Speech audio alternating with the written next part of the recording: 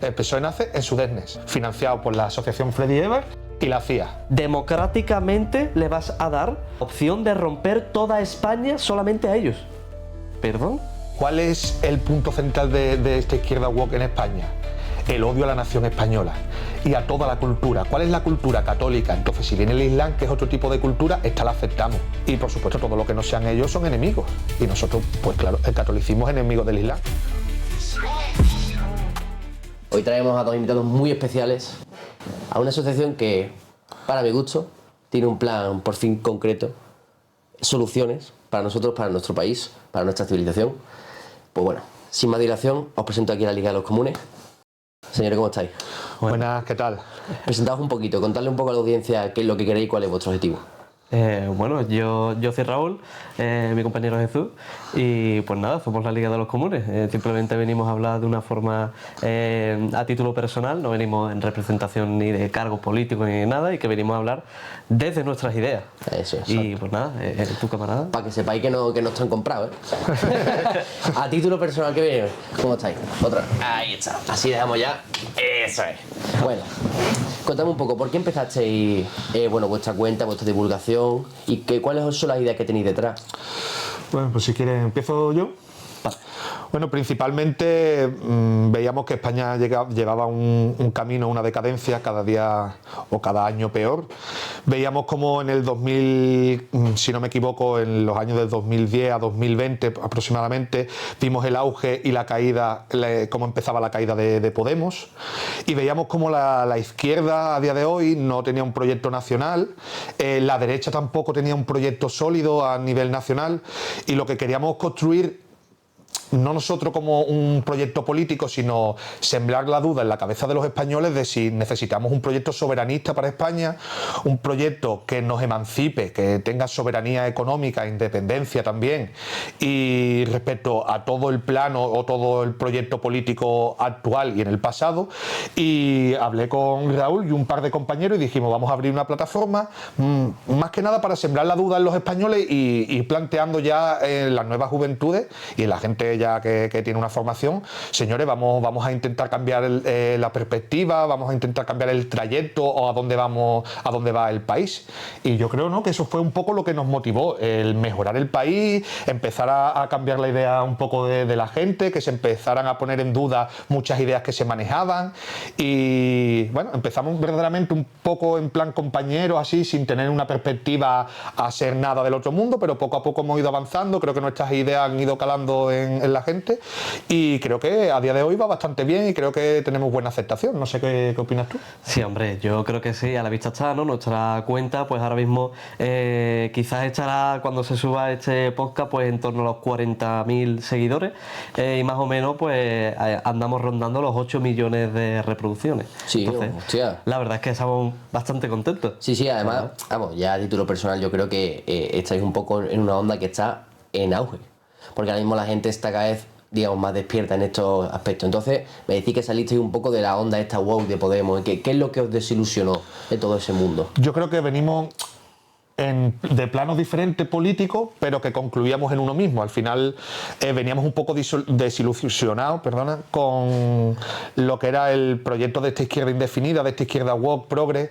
porque veíamos que principalmente todo se basaba en un fundamentalismo democrático, en plan, hay problemas en la democracia y hay que solucionarlo con más democracia. Entonces nosotros estábamos en un momento que decíamos, pero si los problemas de la democracia hoy en día no se pueden solucionar con más democracia.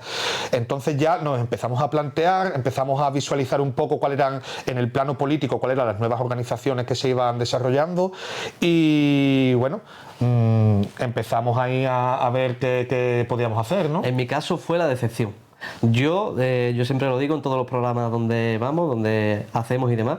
Mi padre es sindicalista desde hace muchísimos años, siempre me ha inculcado la lucha por la clase trabajadora y siempre hemos sido una familia humilde, trabajadora y pues sencilla.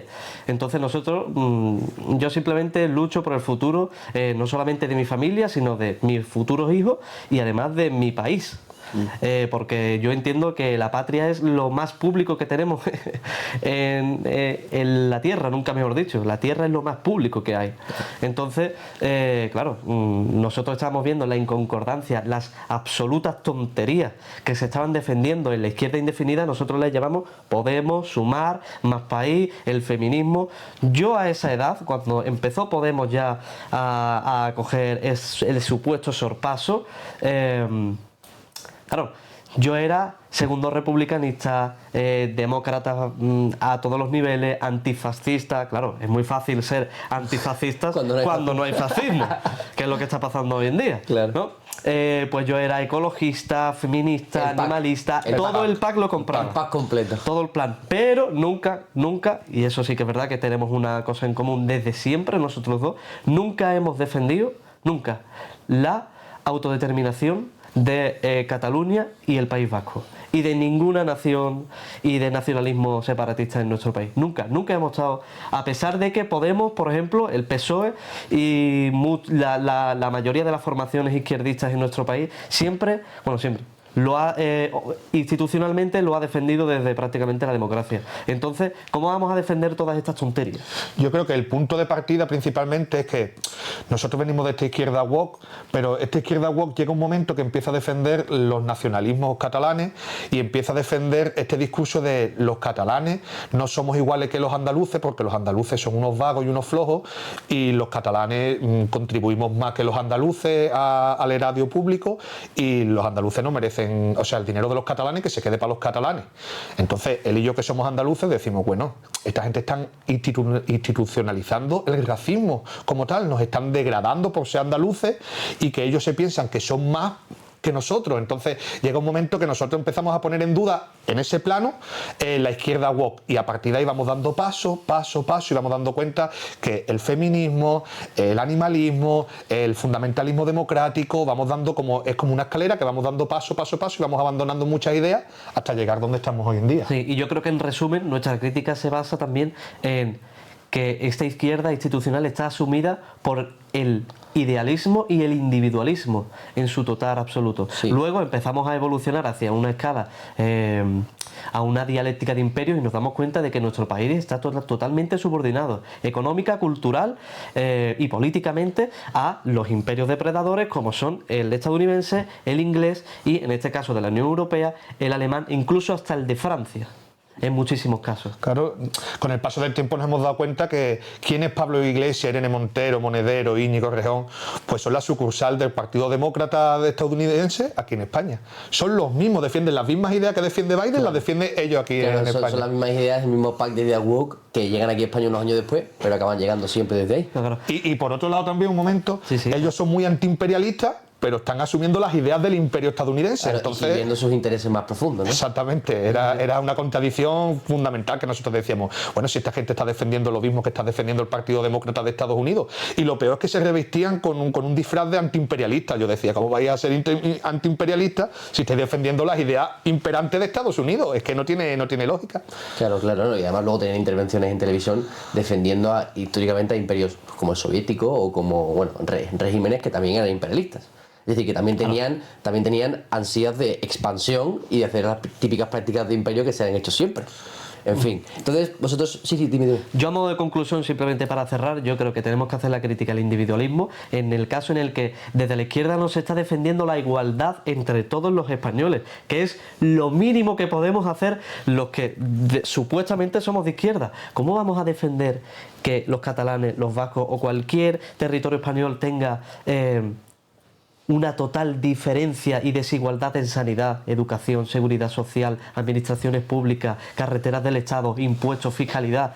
¿Cómo vamos a defender eso, Dios mío? Que tengan privilegios frente al resto de los españoles. Evidentemente. Eso es lo que no se puede defender desde ningún ámbito político en España. Ya da igual que seas de izquierda o derecha. Tú lo primero que tienes que defender es la igualdad de todos los ciudadanos. Hombre, claro, irónicamente yo creo que en el paradigma actual esto que estoy diciendo se podría considerar más de derecha. O sea, porque los partidos que lo defienden aquí en España son partidos tradicionalmente de derecha. Yo creo que conocerás a Ancho Bastos. Sí, Miguel Ancho. Ancho Bastos dice que aquí en España hay un caso, un paradigmático en la historia, que es que la derecha defiende el centralismo y la izquierda defiende la federalización, que es totalmente al contrario como sucedió en la Revolución Francesa. Los jacobinos, la izquierda, defendían la nación política francesa y los girondinos, que eran la derecha, defendían la fragmentación de la nación. Y en España pasa totalmente al contrario. Es increíble. Y a modo de crítica, ya con esto termino, a la democracia. ¿Vamos a criticar la democracia? Sí, señores. No pasa nada, ¿eh? No pasa nada, señores. No vuelven los fantasmas del pasado. Está bien, se puede criticar.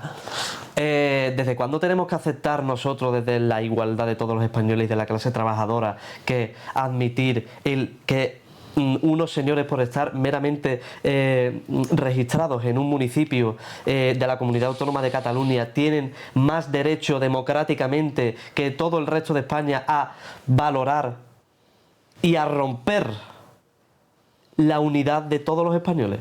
O sea, le vas a dar, democráticamente le vas a dar la opción de romper toda España solamente a ellos. ¿Perdón? Además con un tratado desigual. Es decir, además partiendo de unas condiciones, o sea, uno podría suponer que la parte mayor o la parte con más poder de negociación debería tener incluso un tratado desigual a su favor, y sin embargo está pasando al contrario. O sea, sería una separación en términos no amistosos y con condiciones desfavorables a España. Lo cual es especialmente curioso. Y lo peor es que todo esto se está haciendo en nombre de la democracia. Es que en nombre de la democracia los catalanes tienen derecho a decidir su futuro. En nombre de la democracia los vascos tienen derecho a decidir su futuro. Entonces la democracia, si va a suponer la ruptura de España y perder nuestra nación, prefiero no tener democracia.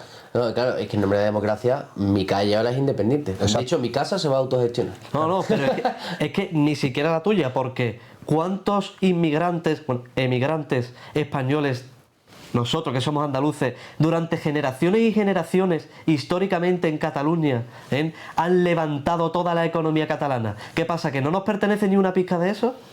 Bueno, no, y además, ya esto sin mencionar que la primera razón por la que tuvo que haber, que a mí no me gustó usar esa palabra, pero bueno, que tuvo que haber una migración desde Andalucía hasta ahí, fue porque hacía falta mano de obra, porque el proteccionismo que nosotros habíamos tenido con la industria catalana lo permitía. Es decir, el proteccionismo de Franco. Franco proteccionó desde antes. Pero Franco dio muchísimo más privilegio a Cataluña que, por ejemplo, a Andalucía. Claro, pero como estrategia geopolítica. O sea, en el sentido de que tú para comprar un textil de Cataluña tienes que pagar 4 varas y para un inglés tienes que pagar 1 vara. Pero tú, como español, te lo comías y pagabas 4 varas para que hubiese mejor producción de textiles en Cataluña, por ejemplo. Y también voy a decir una cosa, el proyecto de conferir una Europa de los pueblos, que es el pueblo vasco, el pueblo lombardo, el pueblo catalán, eso es una idea puramente del Tercer Reich alemán, puramente. Los pueblos con diferentes etnias concluir como una nación cultural que se diferencian unas de otras. Cuando eso se está defendiendo aquí desde la izquierda, indirectamente se está defendiendo la nación cultural, que era lo que defendía el Tercer Reich de Adolf Hitler. Y la izquierda hoy no se da cuenta, pero no es que no se dé cuenta por nada, es porque es analfabeta.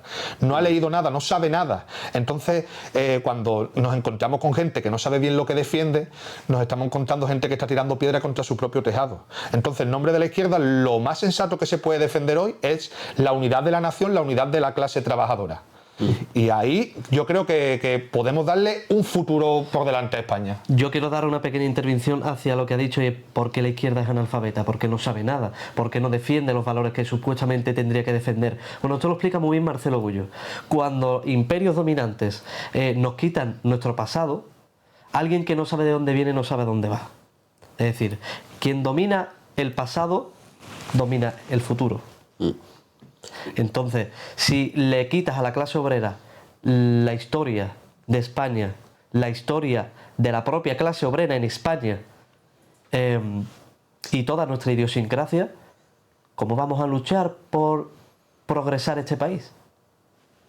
Y esto también viene A raíz también de las repúblicas en España, por ejemplo, la primera república fue cantonalista, se intentó dividir España en cantones, que eso era algo muy reaccionario, y la segunda república también dio cierto tipo de concesiones a los independentismos, a los secesionismos.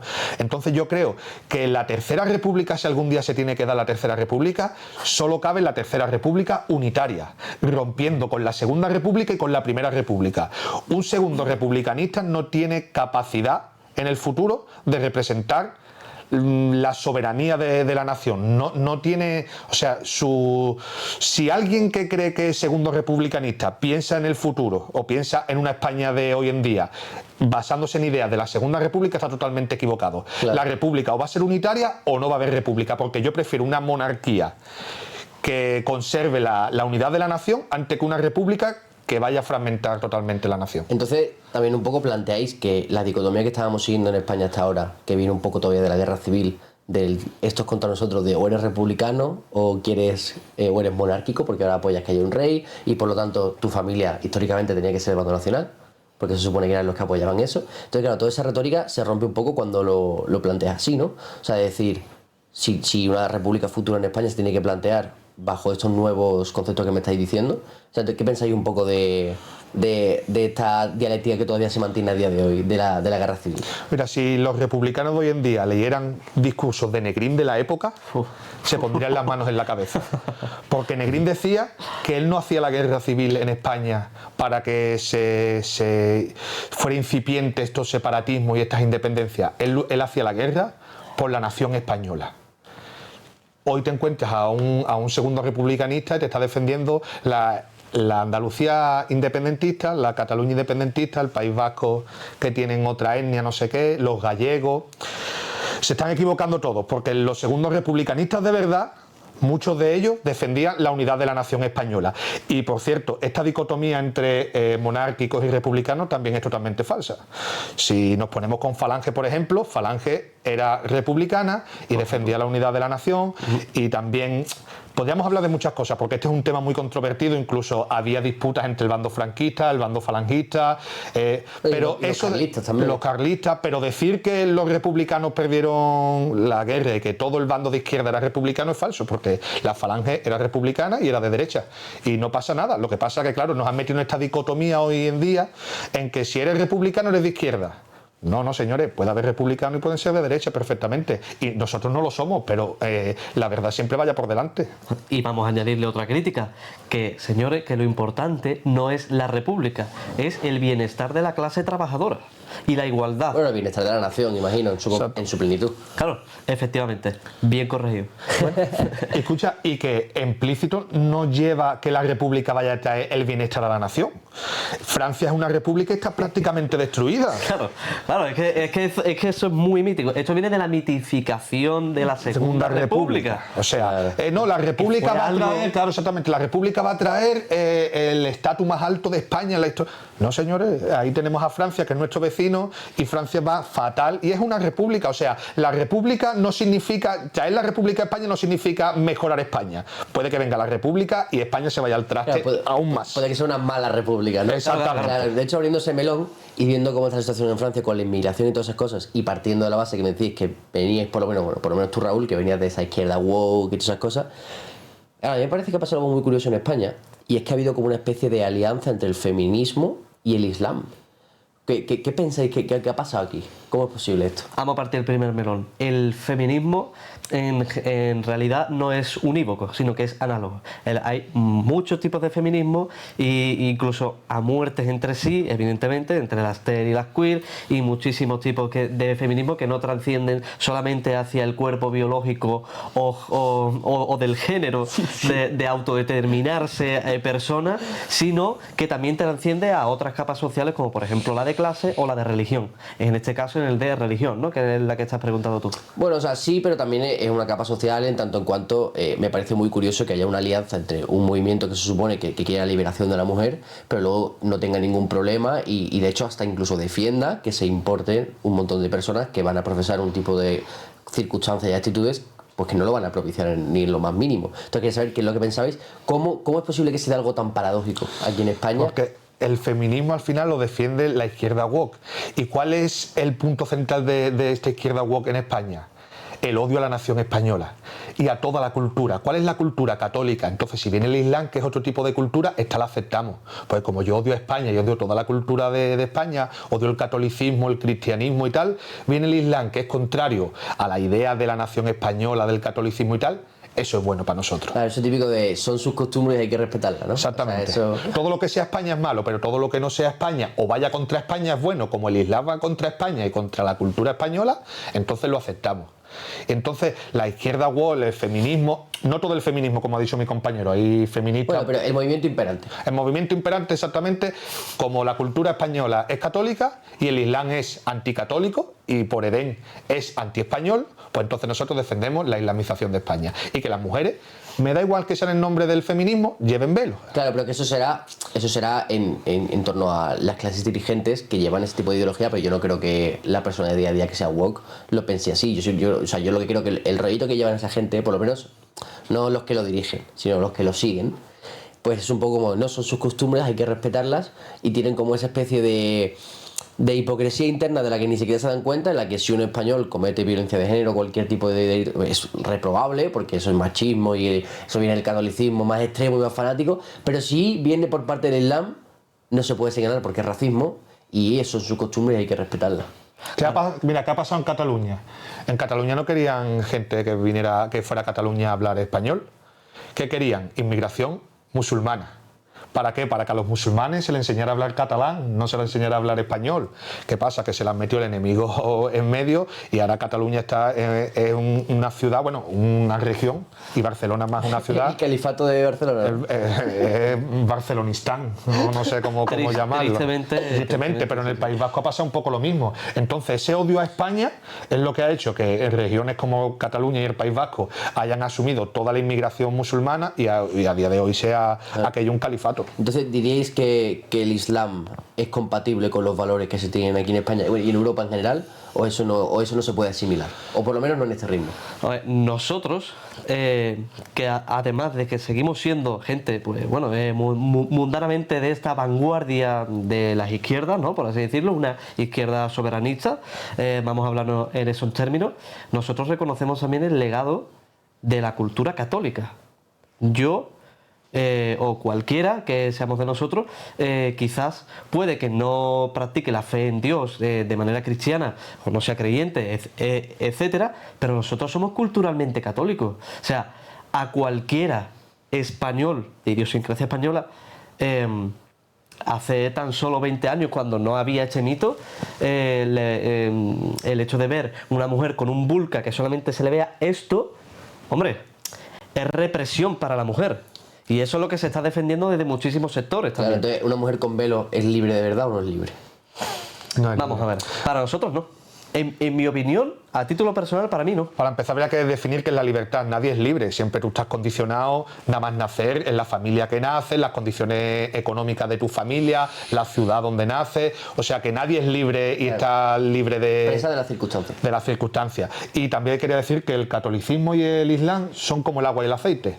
Es muy difícil mezclarlo. O sea, imposible, no difícil, imposible.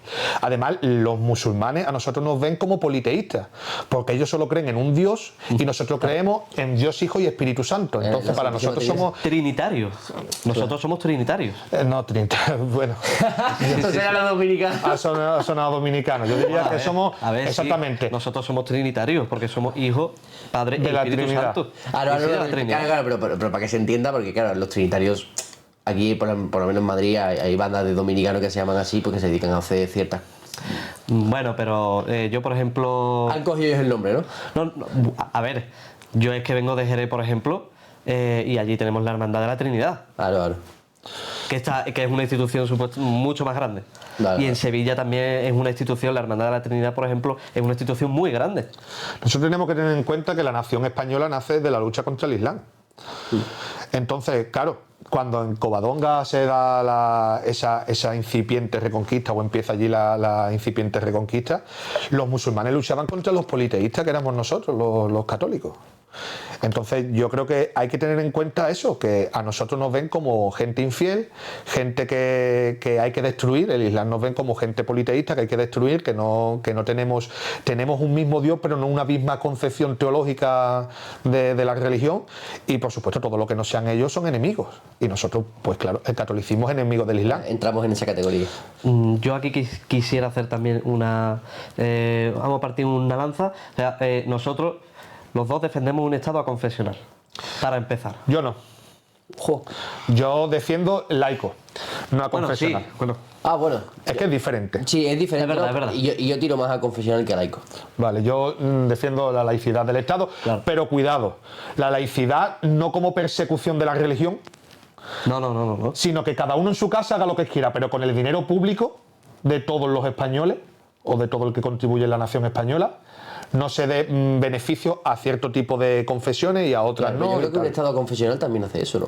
Esto es la confesionalidad es lo que tenemos hoy en día. España ahora mismo es un Estado aconfesional. ¿Qué es lo que pasa? Que en estas medias tintas, ¿quién se está beneficiando? El Islam. Porque los catolicismos vamos perdiendo, los católicos cada vez vamos perdiendo más nuestro arraigo También cultural. por culpa nuestra también. Y como la confesionalidad Vamos sigue a ver. dando concesiones a todas las religiones, porque eso significa la confesionalidad, que se va dando concesión a todas las religiones, el Islam se va imponiendo mientras que el catolicismo va cayendo. Entonces, por esta regla de tres, a base de la democratización de la religión, que es la confesionalidad, el Islam se va imponiendo a día de hoy. Claro, y ya que estamos en este tema del Islam, y además sí lo hilo con lo que estabais hablando de que soy un perfil soberanista, por ejemplo, ya que España es, mucha gente además defiende que España sea parte de la Unión Europea, parte de la OTAN, si por ejemplo hubiese algún tipo de rifirrafe militar o bueno, tensión de fronteras con Marruecos, sea en las Canarias o por Ceuta y Melilla, ¿vosotros creéis que la OTAN intervendría en nuestro favor o no? No va a intervenir. No va a intervenir, pero por el artículo 5 del Tratado del Atlántico Norte. Están excluidas totalmente Ceuta y Melilla de la defensa. Específicamente. No entra. Wow, pero en plan, pero a ver, o sea, No pone, no entra Ceuta y Melilla en el tratado. es que ya me Pone que en la limitación no se extrapone a África. Y Ceuta y Melilla está en ¿Y África. Canarias qué es?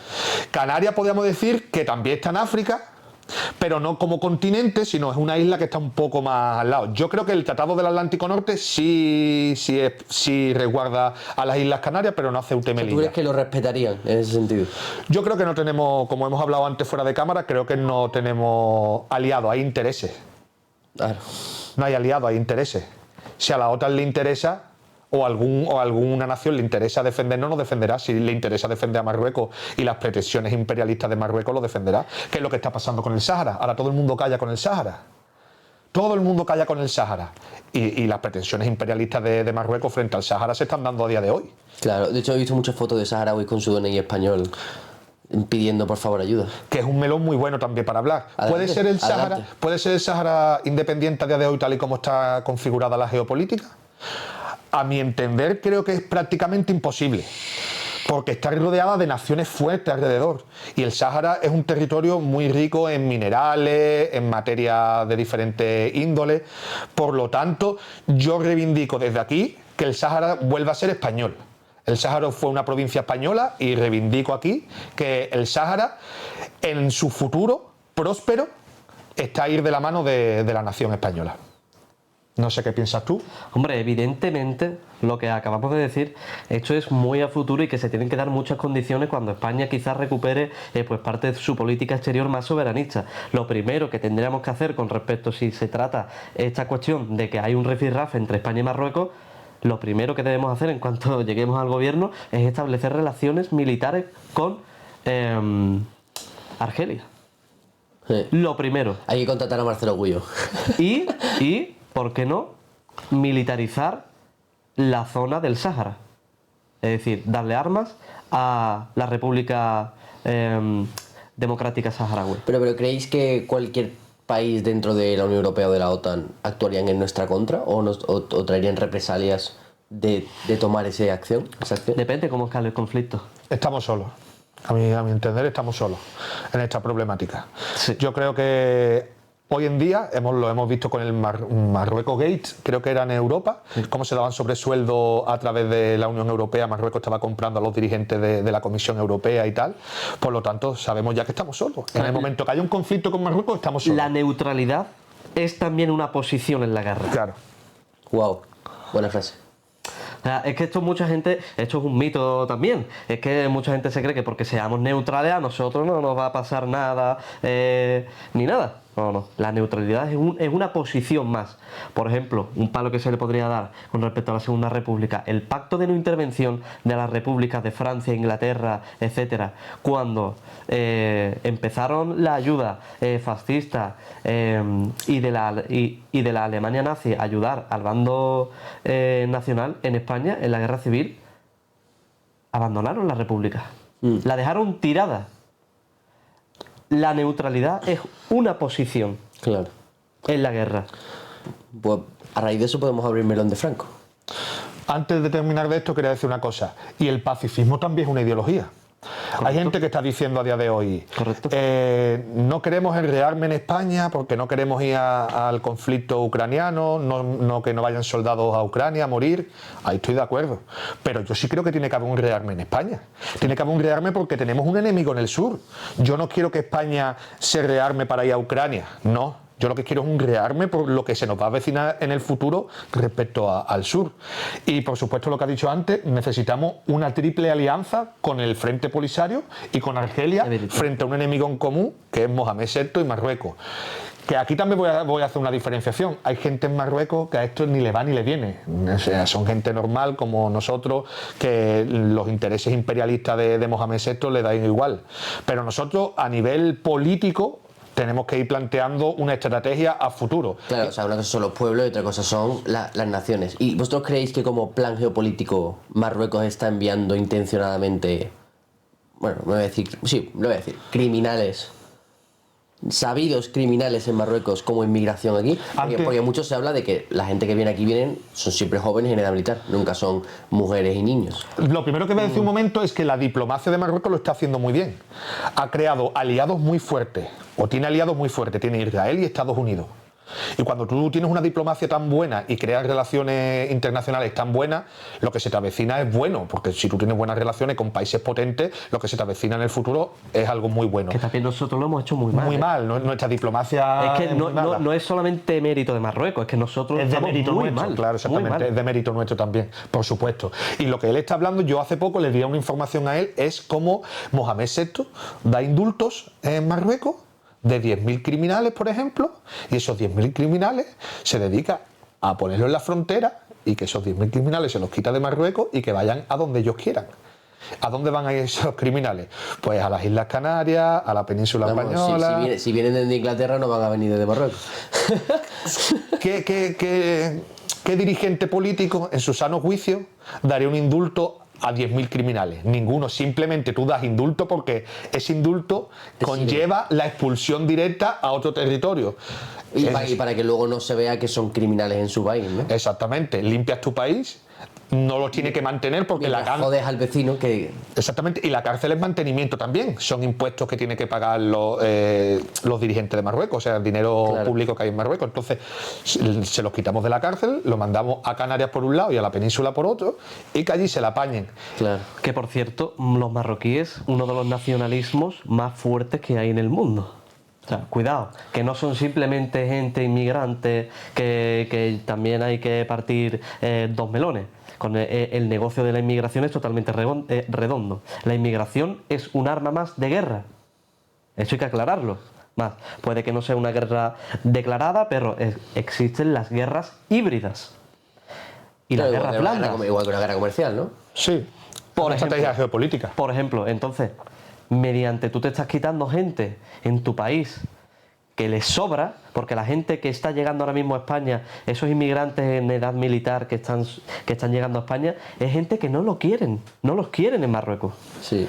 No es mano de obra capacitada para un país desarrollado. Estamos importando mano de obra subdesarrollada. ¿Vale? Los ingenieros y los médicos no vienen, ¿a que no? Claro. No vienen ingenieros, no vienen... O sea, lo que vienen es lo que en sus países sobra, porque no solamente Claro. viene de Marruecos. Qué curioso, ¿eh? Porque además luego en España pasa lo contrario. En España se van los médicos y ejemplo. los ingenieros. Y también hay que romper otro melón, que es que creo que es justo que hay que diferenciar diferentes tipos de inmigración y olas de inmigración. No es lo mismo la inmigración que llegaba a España de Marruecos hace 30 años que la que está llegando a principios de los años 2012, 2015, 2010. Que eso sí es...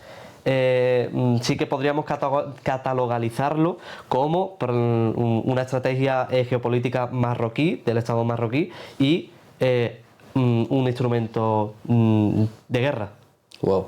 por así decirlo. Hombre, y a mí me imagino que la inmigración hispanoamericana no presenta también esas mismas problemáticas y no son una arma geopolítica, simplemente son Nosotros exportamos mano de obra cualificada e importamos mano de obra no cualificada. Claro. Ahí está el problema. Los grandes especialistas españoles se van a otros países y nosotros metemos en nuestro país gente que no tiene ningún tipo de oficio ni de beneficio. Wow. Entonces yo quiero romper un melón porque hace 30 años, y yo sí que los conozco, que es que hay gente que es marroquí que han emigrado a España y que pues son gente de clase trabajadora que tampoco quieren implantar el califato de España, y que son simplemente clase humilde, que no se meten más allá y que son pues como tú y como yo, pero que simplemente hacen el Ramadán, lo típico, lo que sea. Pero cuidado, porque, y a modo de conclusión con el Islam, tampoco es que sea malo de que haya musulmanes en España. Claro. De por sí. El problema es que el Islam, como doctrina religiosa y doctrina política que no se pueden separar, lleva implícito, cuando sea capaz y sea y tenga cualquier tipo de capacidad, implantar el Islam político. Claro, Ese es el problema. La Sharia, ¿no? Claro, Ese es el problema. Y también no se puede hablar del Islam como de forma unívoca, sino que también es análoga. Claro. Tiene sus dos grandes grupos que son los chiitas y los sunitas, y entre ellos tienen conflictos. Irán y Arabia Saudí tienen conflictos abiertamente y todo el mundo, creo que en la geopolítica, lo sabe. Y estos países también utilizan esta inmigración de diferentes maneras e intereses. Quien no lo sepa, a la cámara se lo digo, los grandes países islámicos se pelean en España para que las mezquitas tengan imanes de sus países. Efectivamente. Wow, eso sí que eso no lo he visto venir yo, ¿eh? ¡Qué bajo! Claro. Incluso las Exactamente. mismas mezquitas actúan como refugio temporal y principal de todos los que llegan. Pues Wow. cuidado, que ese refugio, incluso puestos de trabajo en empresas, etcétera, vivienda y demás, y puestos más altos en la sociedad cuando tú vienes a España siendo inmigrante, se hacen siguiendo las indicaciones del imán. Wow, qué locura. Cuidado porque aquí además hay toda la industria. O sea, que están organizados además. Totalmente. O sea, que tienen una, o sea, que ya no solo gente simplemente buscando asilo, sino que tienen incluso una instrucción en cómo el proceder, ¿no? Vamos a ver, la Policía Nacional y el Ejército es perfectamente consciente de lo que se habla. De hecho, el idioma principal que se busca para captar gente en el CNI, en el Centro Nacional de Inteligencia Español, es el árabe. Qué loco. Son los que más cobran. Claro. Qué loco es eso. Que podríamos abrir un melón también. Que esto lo sabe todo el mundo, ¿eh? Qué loco, qué loco. Esto lo sabe eso es todo el público. Wow. Dentro, la policía no es tonta. Siempre se ha dicho, la policía no es tonta. Yeah. Hablamos que uno de los del 11M, que era un musulmán, era confidente de la Policía Nacional y del CNI. Uno de la trama del 11M, que ahí podríamos también explayarnos de toda la mentira y de todo lo que se... No vamos a meternos tan dentro porque Sí, hay, yo creo que hay ahí- tantos melones por... Sí, tampoco por queremos que sacar. llamen a la puerta del CNI ahora. Que nos vengan a buscar. Cuidado, porque tampoco estamos para jugar. No, tampoco estamos para jugar, tampoco estamos para jugar. Ya, Pero bueno, a modo de conclusión, decir que al final la inmigración también se utiliza como una herramienta geopolítica para desestabilizar a tus enemigos. Claro, no, tiene sentido, sobre todo si te sobra población. Claro. Y además tienes la excusa de que al otro lado tu vecino tiene una pirámide funeraria. Entonces ya incluso puedes tener hasta legitimidad para decir, no, si yo te estoy salvando porque a ti te falta gente. Claro. Bueno, pero además ya que hablamos de la inmigración, hay un grupo en España, que bueno, ya lo conoceréis claramente, que es el que más se ha hecho eco con todo este tema de la inmigración, que es Frente Obrero. Y, si no me equivoco, hace poco tuvisteis un pequeño rifirrafe. ¿Me podéis explicar un poco en qué consistió, qué es lo que os pasó con ellos? Sí, bueno, nosotros en verdad no le vamos a dar ningún tipo de publicidad a ellos porque ellos están dejando de molar y nosotros estamos empezando a molar ahora. Me encanta como lo has dicho. Ya que Están dejando de volar y yo molo más. ya que nos atacan pues no a nuestras ideas, sino a nuestras personas, para intentar que nosotros pues caigamos al trapo y le demos publicidad a ello y que manchen nuestra imagen de nuestra asociación y también de la Liga de los Comunes, incluso como personas, lo siento amigos, pero no. Nosotros atacamos a las ideas y no a las personas. Más Nosotros fácil, tenemos más principios. fácil. No vamos a decir nosotros nada, que vengan los dirigentes de los dos grandes partidos y que lo debatan aquí, por un lado y por otro. ¿Qué vamos a hablar nosotros? Mejor que lo hablen ellos, ¿no? Entonces, pues nada, para explicar el contexto es simplemente... Estáis invitados entonces, ¿eh? Ya se sabe públicamente, ya no hay excusa. Luego ya que uno puede decir que esto no lo ha visto, que no sé qué, aquí se tiene que venir a sentar a hablar. Y si viene ya Santiago Armesilla, ya hacemos el debate del siglo, señores. Pero por supuesto. Entonces, para explicar y dar contexto a la gente, ¿vale? Porque no nos vamos a meter... nosotros no vamos a insultar a ninguna persona, no, porque nosotros sabemos perfectamente cuál es nuestro camino y cuáles son nuestros objetivos. Y estamos centrados en lo que queremos conseguir y no estamos, pues sinceramente, por hacer una descripción suave, haciendo tonterías de niños. Exacto. Y que nosotros respetamos totalmente las bases de ese partido que el otro día se lo insultó a mi compañero. Respetamos las bases porque sabemos que son gente que de verdad tiene la intención de cambiar España y de mejorar las circunstancias de la juventud, de la clase trabajadora. Lo que estamos hablando aquí es que hay un conflicto entre los dirigentes de los partidos y que nosotros no deberemos... Bueno, no sé si hay un conflicto o no, pero si ellos quieren debatir algo, que lo debatan entre ellos. Y no se dediquen a atacar a las personas, sino debatan las ideas. Ustedes son mayorcitos, pueden debatir, pueden sentarse aquí y otro aquí, y que debatan cada uno sus ideas. Además tienen un buen mediador aquí, seguramente que lo hará bastante bien. Entonces, señores, contexto.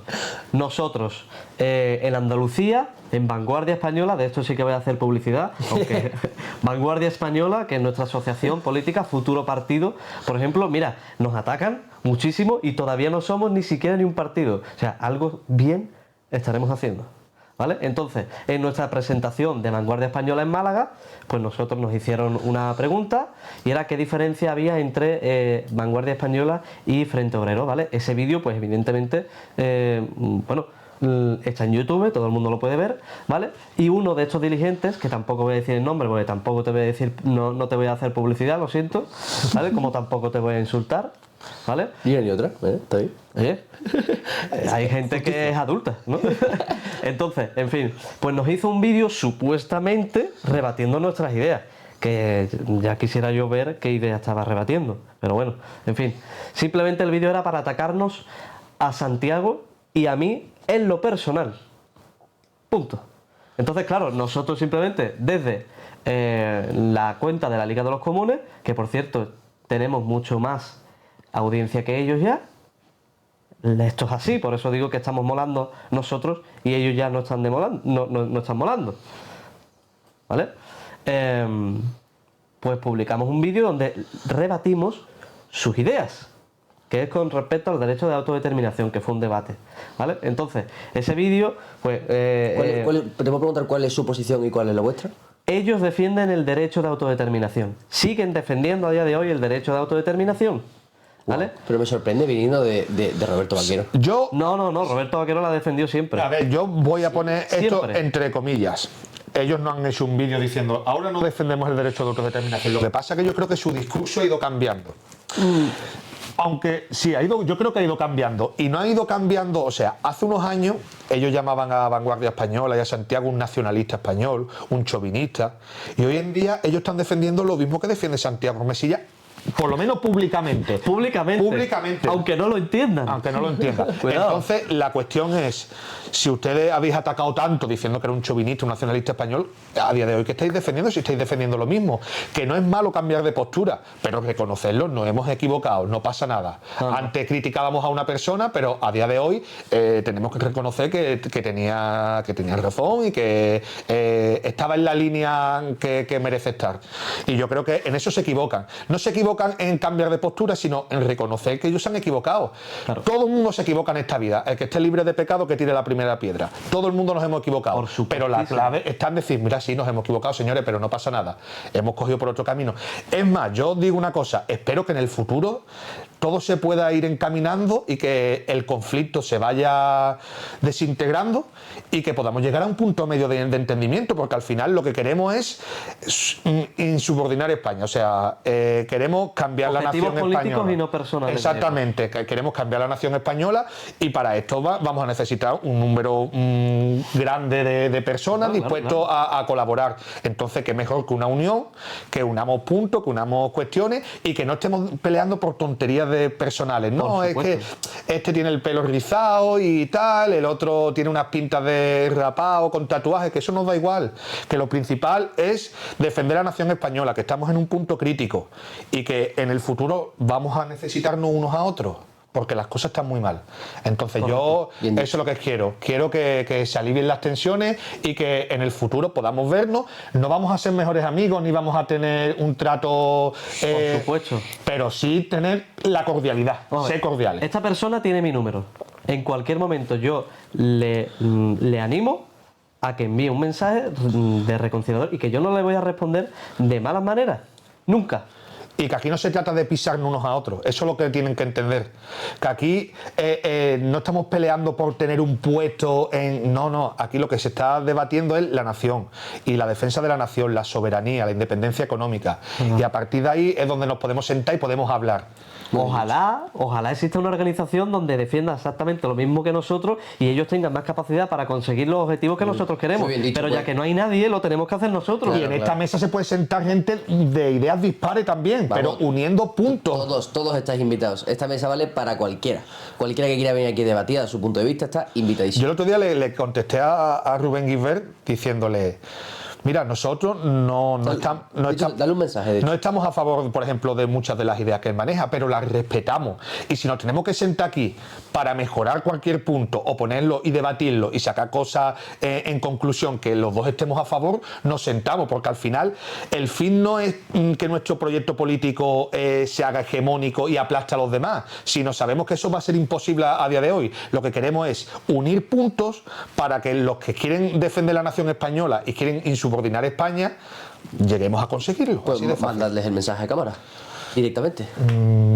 Bueno, hemos metido a Rubén Gisbert porque él le dio me gusta a nuestra publicación y a partir de ahí Roberto pues hizo un vídeo poniéndolo A París, ¿no? Bueno, en fin, no vamos a entrar más en esa No, polémica. simplemente mandarles el mensaje directo y decir, oye, Sí, está todo bien. rompió y por nuestra publicación Roberto y Rubén rompieron todo tipo de relaciones. Wow. Pero está... Sin buscarlo. Pero, por ejemplo, el vídeo que vi yo de Rubén deja los egos personales a un lado. Correcto. Y el proyecto de España es lo importante. Lo importante es la soberanía española y la independencia económica y una serie de circunstancias que tenemos que defender todos, que tenemos esos puntos en común. Vamos a dejar los egos al lado, vamos a dejarlo. Y que nos conocemos ya todos. Claro, que hombre. tenemos el número todos. Y que no somos niños.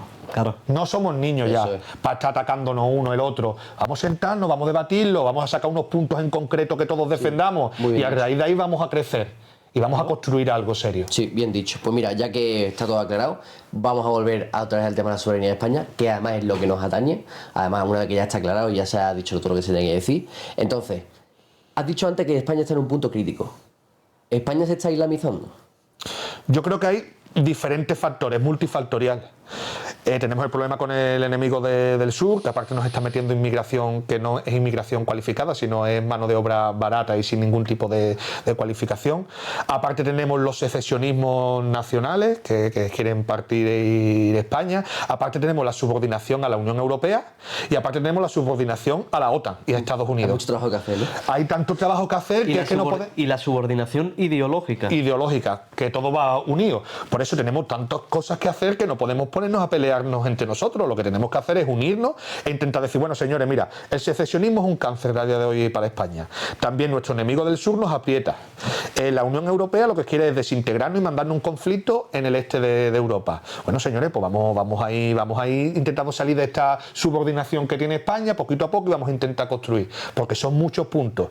Y yo creo que si quieres abrimos el melón, esto viene a raíz de la entrada en la democracia. La entrada de la democracia yo creo que ha sido el caballo de Troya para que España acabe su... Vamos a abrir ese melón ahora mismo, simplemente respuesta rápida, sí que la hay, para lo que había preguntado originalmente, que si creéis que ahora mismo, dadas las olas de inmigración, si España se está islamizando o si, por el contrario, son gente que se va a integrar y que se va a asimilar dentro del statu quo que tenemos ahora mismo aquí. El problema en realidad no es el Islam, es el uso del negocio de la mercancía humana de ese tipo de inmigración y cómo llega esa inmigración. Al fin y al cabo se está utilizando al Islam como careta de un problema que supuestamente tiene que afrontar España y otras naciones en Europa. Pero es que en realidad el problema no es el Islam como tal, sino es todo esto que está organizando algunas élites económicas que están produciendo un ejército industrial de reserva de mano de obra para que en todas las fábricas y en todo el tejido industrial europeo, que todavía queda, evidentemente que hay bastante, a nivel tecnológico y de todo tipo de sentido, pues tenga una mano de obra barata muchísimo más barata y explotable. O sea, beneficia más a los empresarios realmente. Claro. Evidentemente. Vamos a ver, ¿quién financia la inmigración ilegal? Los empresarios que están... Vamos a ver, ¿qué es más caro? ¿Poner toda la industria de Europa en África o traer toda esa gente aquí en una patera? Sobre todo esto es un ataque a la clase trabajadora. Cuando tú traes inmigración de otro país, lo que estás haciendo es devaluar los sueldos de los trabajadores en España. Porque lo que un trabajador te hace por 1.200, un inmigrante ilegal te lo hace por 600, por la mitad. Entonces el empresario, ¿quién va a preferir contratar? Pues al que cobra 600. Porque el empresario no tiene patria, no tiene nada. Lo único que le importa es el beneficio, la capacidad de beneficio. No todos. Los grandes empresarios. Entonces, pues claro, el gran empresario siempre va a preferir pagar 600 que pagar 1.200. ¿Y a quién perjudica eso? Como he dicho, a la clase trabajadora autóctona y al país, por supuesto, al país. Y también podríamos hablar de la competencia desleal que nos hace Marruecos trayendo cierto tipo de productos a España. Sin controles sanitarios. Sin controles sanitarios, cargándose por completo el sector primario español, ganadería y agricultura. Perdona, sí, dime. No, que en parte también es problema nuestro, ¿no? Al fin y al cabo, esa gente que tampoco es cualificada, pero es que tampoco viene con cultura sindical. Es decir, que también es problema nuestro porque muchos jóvenes, y esto hay que decirlo públicamente, muchos jóvenes españoles no tienen ningún tipo de cultura sindical porque la leyenda negra, antiespañola y anticomunista se ha cargado la historia de la lucha de la clase trabajadora en España. Y también los sindicatos a día de hoy no son los sindicatos revolucionarios del siglo pasado, sino que están a sueldo de los partidos hegemónicos como es el PSOE. Claro, o sea, tú comentabas que tu padre era sindicalista de toda la vida. A la gente que les diría come gambas. No. Mi padre, y esto lo tengo que decir, las bases de esos sindicatos, y yo he conocido muchísimas bases, son gente que de verdad se parte la cara por su igual que está en una empresa privada, en una institución, lo que sea. Donde está el billete, donde está la corrupción y donde está la subordinación, es arriba. O sea, los comegambas son los de arriba dentro del sindicato. Claro. Vamos a ver, ojalá tuviera Pero esos son comegambas, ¿no? ¿Cómo? Esos sí que son comegambas, ¿no? Los de arriba. Los de arriba. Pero es que esto también pasa en todo. Pero también el divide e impera también ha ahondado mucho en esto. Ahora está Comisiones Obreras, UGT, CNT, el Frente Obrero intentó abrir otro que era también como un tipo de sindicato que era FOL, ¿no? Incluso sindicatos amarillistas. Sí, hay muchos tipos de sindicatos y eso que está haciendo fragmentar. En el franquismo, por ejemplo, había un sindicato que era un sindicato vertical y ese sindicato controlaba todo mucho y unía mucho más al trabajador que a día de hoy. O sea, de hecho, ya que lo mencionas, y así volvemos al melón que querías abrir tú antes, claro, todo esto viene de la transición, o sea, de cómo se hizo la transición a la democracia. Entonces, podemos hablar un poco de hacer una valoración general de cómo fue el periodo con Franco y de cómo luego nos dejó en esta situación esa transición, que se podría debatir si realmente fue nuestra o fue hecha por agentes externos, ¿no? Para empezar diremos que se habla muchas veces del milagro español de la época. Bueno, y también hay que rebatir el mito de la transición. Adelante. ¿Hubo transición realmente? ¿Hubo transición y no hubo ruptura? ¿Hubo transición y también ruptura? La gente ya perdía. A ver. Hubo transición y hubo ruptura, evidentemente. No, España no se podía permitir la misma imagen a semejanza de Franco. Yo discrepo en eso. Yo creo que hubo más continuidad que ruptura.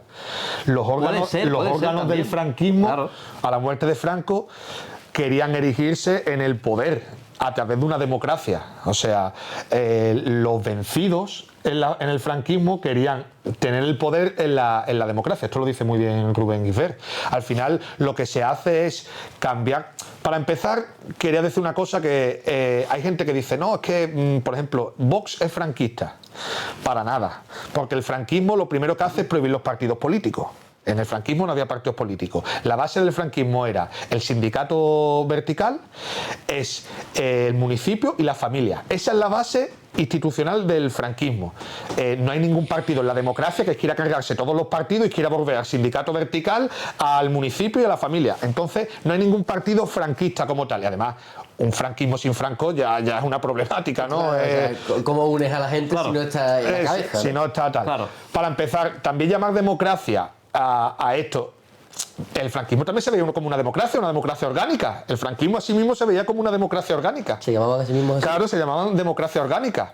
Entonces, para que veamos, Corea del Norte, a ellos mismos en la República Democrática de Corea del Norte también se ve democrático. Claro, todo es una, bueno, claro, como la República Democrática del Congo, ¿no?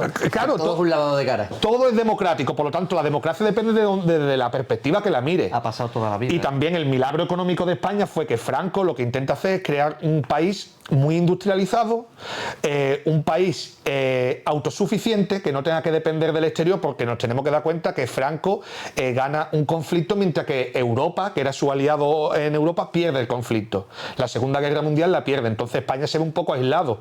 Entonces Franco, el plan de desarrollo es, a mí me van a intentar atacar de muchos frentes y yo me tengo que crear un blindaje en el cual yo no tenga que depender de terceros estados. Entonces España empieza a crear barcos, empieza a crear armamento, empieza a ser autosuficiente en ganadería, agricultura, y eso es lo que a lo que nos lleva el día de hoy. ¿Por qué España en los años 70, 80 y 90 se vivía tan bien? ¿Porque vivíamos una democracia? No, porque es el periodo de lo que quedaba del franquismo y por eso hemos ido viviendo tan bien. O sea, se podría decir como que habíamos pasado una época en la que había que apretarse el cinturón y la generación que ya no vivió eso, que fueron la posterior, que además encima, que además parece un poquito hecho a posta por el truquito visual, coincide con la transición, entonces ya la gente como que lo liga a la transición y dice, claro, el crecimiento se da ahora que hemos transicionado, cuando realmente, si nos ponemos a mirarlo entonces, ese crecimiento se da por las bases puestas por un periodo de austeridad.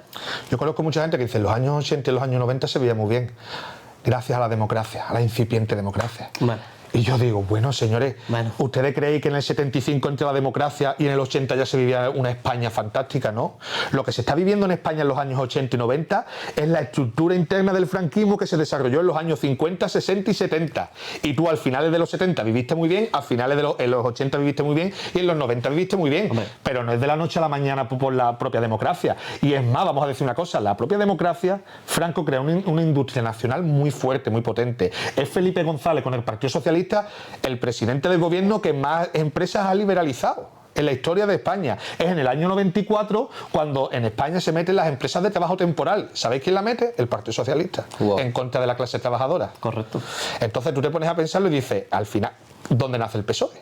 El PSOE nace en Sudesnes, en Alemania, financiado por la asociación Freddy Ebert y la CIA. Por eso salía Santiago Armesí en la tele diciendo que el Partido Socialista Obrero Español ni es socialista, ni es obrero, ni es español. El partido del sometimiento a la oligarquía extranjera. Por eso Santiago dice que Franco fue más socialista que el Partido Socialista, porque el Partido Socialista es el partido que más empresas ha liberalizado en la historia de España. Nacionalizó los sectores y recursos estratégicos de la nación española.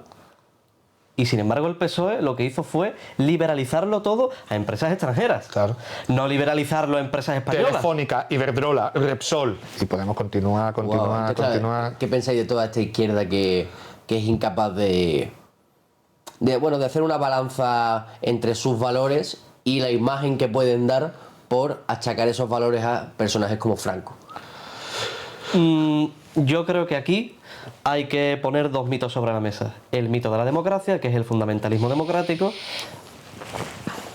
Con la democracia se acaba la historia, claro, y también hay que hacer aquí una mención a Marx, porque Marx dice que el motor de la historia es la lucha de clases. Claro, si tú como izquierdista, ¿no?, por así decirlo, compras el mensaje de que con la democracia es el fin de la historia, si el motor de la historia es la lucha de clases, estás dando a entender que con la democracia finaliza la lucha de clases, ¿sabes? Y también hay que decir que, bueno, esto sí que lo puedes desarrollar tú mejor. Yo solo digo a la Cámara que con el franquismo, magistratura de trabajo tenía muy controlado el despido a los trabajadores.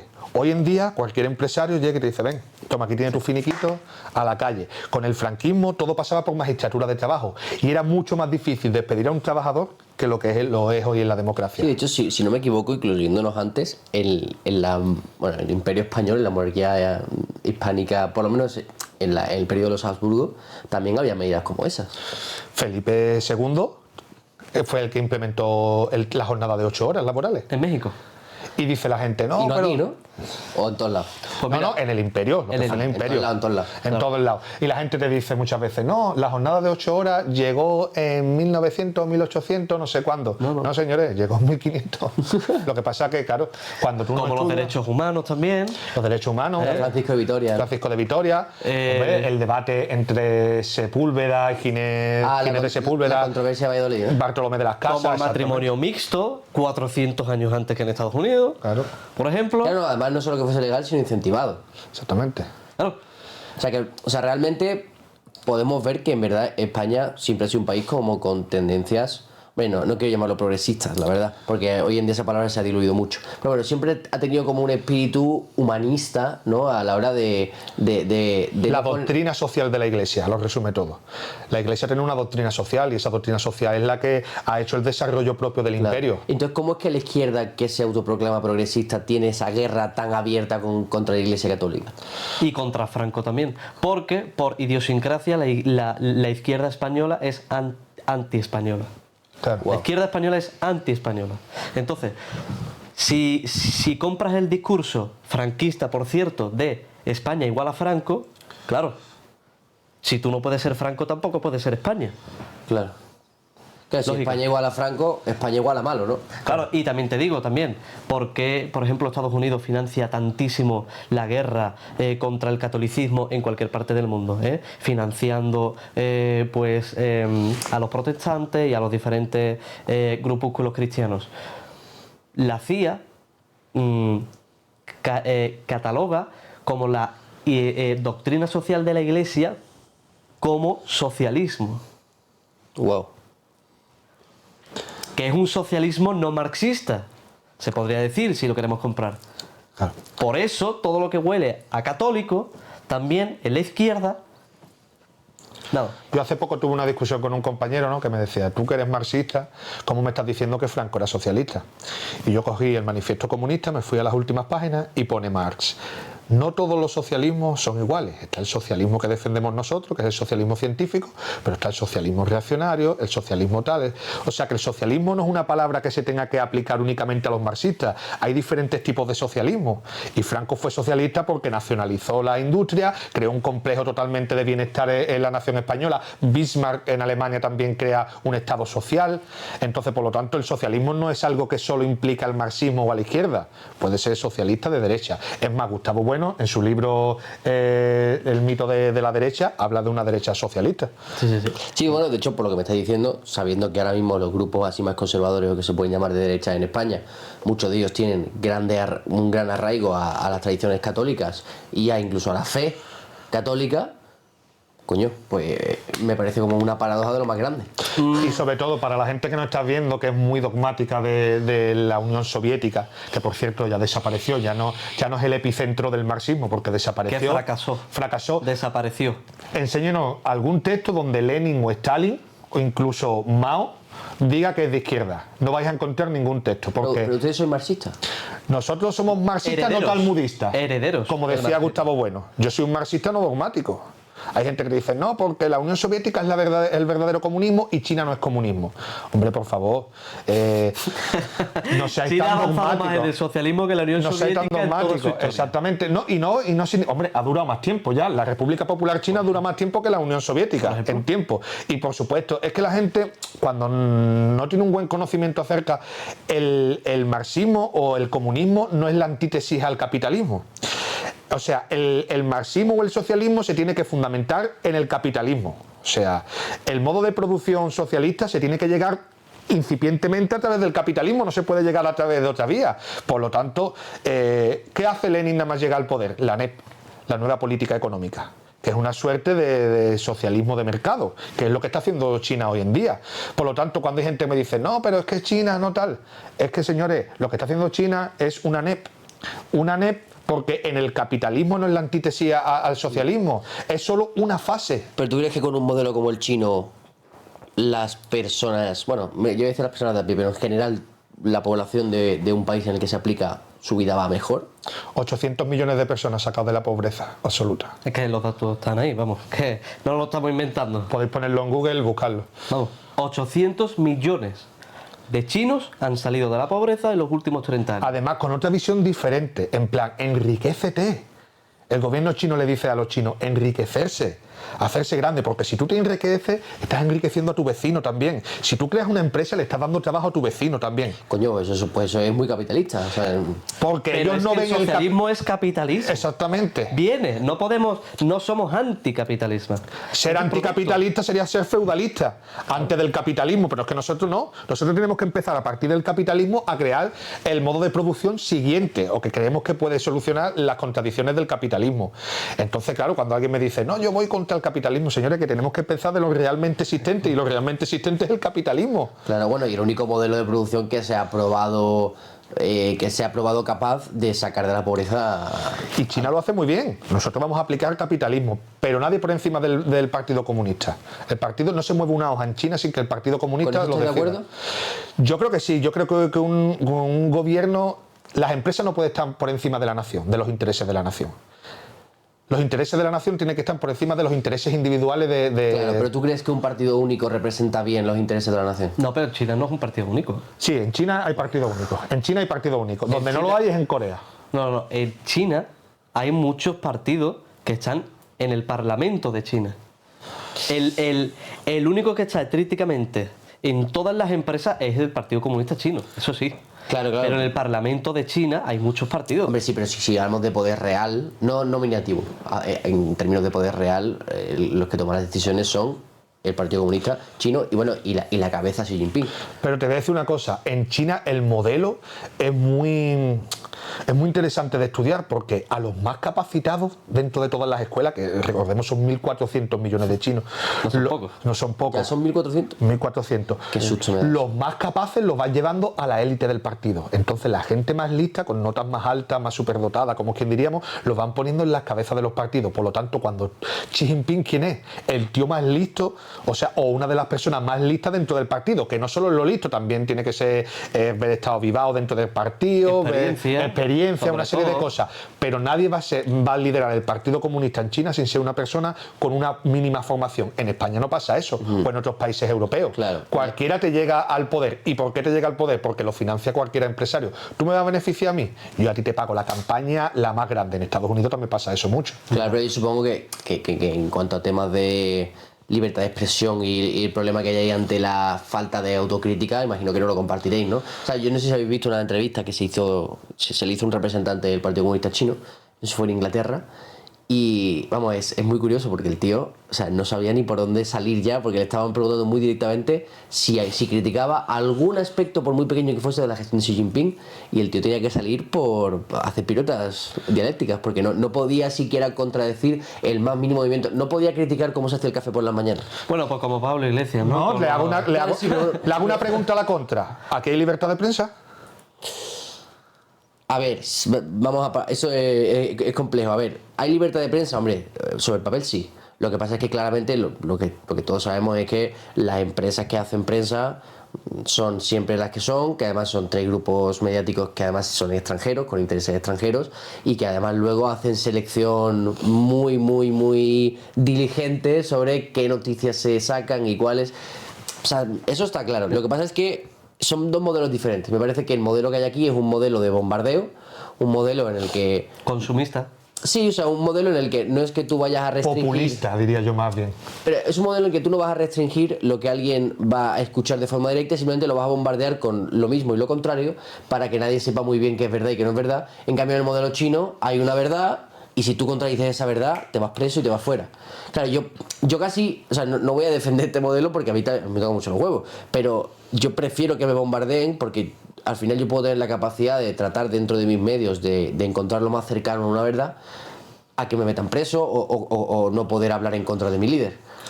Yo ahí te tengo que decir que lo principal, yo creo que para ello es, si tú me vas a dar una información que puede perjudicar al Partido Comunista o a la nación, te vamos a perseguir.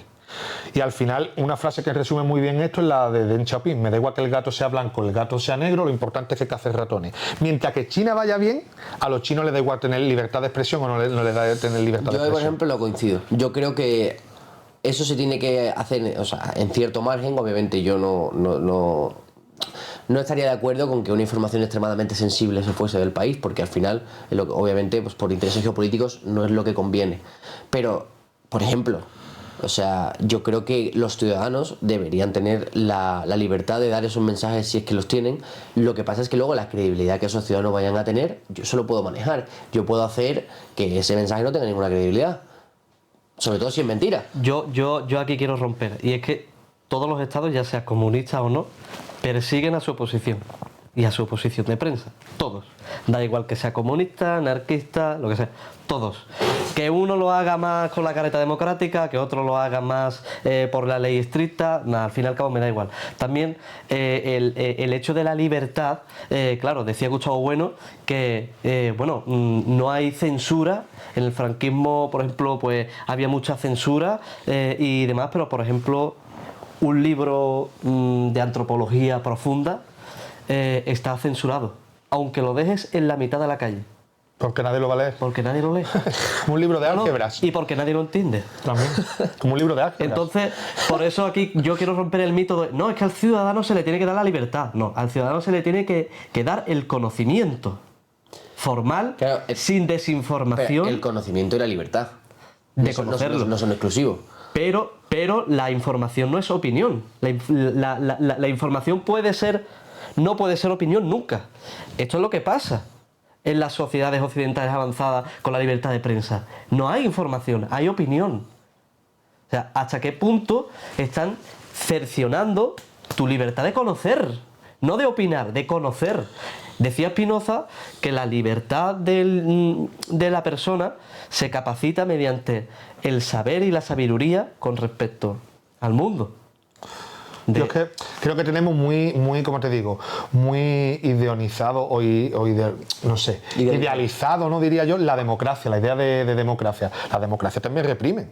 En nombre de la democracia se han hecho genocidios. En nombre de la democracia ha tirado 2 bombas atómicas a Estados Unidos o Japón. O sea, la democracia como tal también reprime. Y la democracia, todos los estados reprimen. La democracia te da libertad hasta el punto que ellos quieren. O mejor dicho, te da la ilusión de la libertad. No, te dice, bueno, tienes libertad aquí, pero si te pasas este límite no hay libertad. Por lo tanto, la democracia y la libertad no es un punto unido como tal los dos. Claro, vamos a ver, no hay mejor cárcel que aquella que no tiene muros. Claro. No hay mejor preso que aquel que cree que no está en una cárcel. Sí, en eso estoy de acuerdo al 100%. O sea, y vamos, yo lo sé porque alguna vez me he planteado qué pasaría si apareciese un líder soberanista que empezase a mover todo de sitio, a ese hombre lo matan. Y eso es, en este punto estoy de acuerdo, pero sí que creo que por lo menos a nivel micro, a nivel individual, a nivel de cada uno de los ciudadanos que compone una nación, sí que debe haber una garantía, pues hombre, pues de no cometer crímenes contra los derechos humanos, como meter a alguien preso por opinar algo. O sea, es decir, creo que hay límites que no se pueden sobrepasar, sobre todo también porque me comentabais, por ejemplo, que veis que más que libertad es una óptica de libertad. Pero claro, si tú apuntas a las estrellas, te quedas a la mitad. y si apuntas a un edificio te quedas a la mitad. Es decir, obviamente nadie es tan ingenuo como para decir que la libertad es absoluta y que tú puedes hacer lo que tú quieras y que aquí nadie te va a reprimir. La naturaleza humana es la que es y como vivimos en colectivo tenemos que reprimir un poco la libertad del otro para que todos podamos vivir bien. Pero si tú apuntas a las estrellas, te quedas a la mitad, que es mucho más alto que si apuntas a un edificio. ¿Entiendes por dónde quiero llegar? Yo voy a al dar final, dos datos. A nivel macro tiene que funcionar diferente que a nivel micro, ¿sabes? O sea, si yo te hablo como cabeza del Estado español, pues digo yo, por ejemplo, mira, pues a mí como ciudadano me encantaría que las cuentas fuesen 100% públicas, para saber a dónde va mi dinero, a qué estoy pagando yo impuestos. Pero yo, por ejemplo, como cabeza del Estado español, si que lo fuese, pues obviamente pues temas de inteligencia, de espionaje, de cosas militares, pues yo eso no lo publicaría porque no quiero que mis enemigos geopolíticos sepan lo que yo estoy haciendo. Pero hasta cierto punto sí querría que hubiese cierta transparencia con las cuentas públicas en las cosas que no tengan información sensible, como puede ser por las carreteras o la sanidad, cosas que la gente tiene que tener una aplicación en su móvil para ver dónde va eso, porque para eso están pagando, ¿no? Yo te voy a dar dos datos. Yo creo que la coacción es progreso. La coacción como tal es progreso. Eso es duro, ¿eh? Es duro, pero si no hay coacción del Estado, todo el mundo podría hacer lo que quisiera. Y esto sería la anarquía y sería, en el peor sentido de la palabra, la anarquía. Todo el mundo podría hacer la nadie. ley es coacción. La ley es coacción como tal. sí. Y la propiedad privada es coacción. Eso no lo entienden los liberales. Tú, si tienes propiedad privada es porque hay coacción del Estado y el Estado dice que esta propiedad es tuya y ahí no puede entrar nadie. Claro. Si no hubiera coacción, no habría propiedad privada, todo sería de todo. Claro, la propiedad solo sería privada en tanto en cuanto tengas capacidad de defenderla.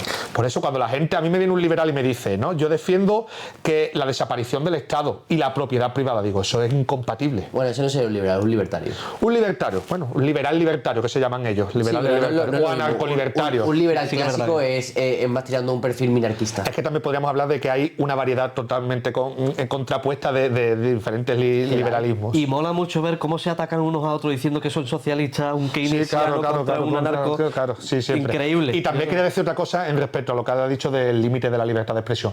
Yo creo que se debe delimitar en tanto en cuanto suponga un retroceso a los intereses de la nación. Por ejemplo, libertad de expresión no puede ser que mañana una revista con poderío económico de un país musulmán invierta aquí en prensa y pueda manejar los medios informativos a favor de sus intereses. Pero ¿y si nosotros también podemos hacerlo? O sea, ¿y si nosotros podemos, dentro de nuestro propio país, que de hecho se supone técnicamente que deberíamos tener más capacidad para hacerlo internamente, también podríamos invertir en nuestra propia publicidad, tanto aquí como allí? Pero por eso, siempre y cuando sea en favor de los intereses de nuestra nación, da igual que sea aquí o allí, pero siempre que suponga interés a nuestra nación, favorable.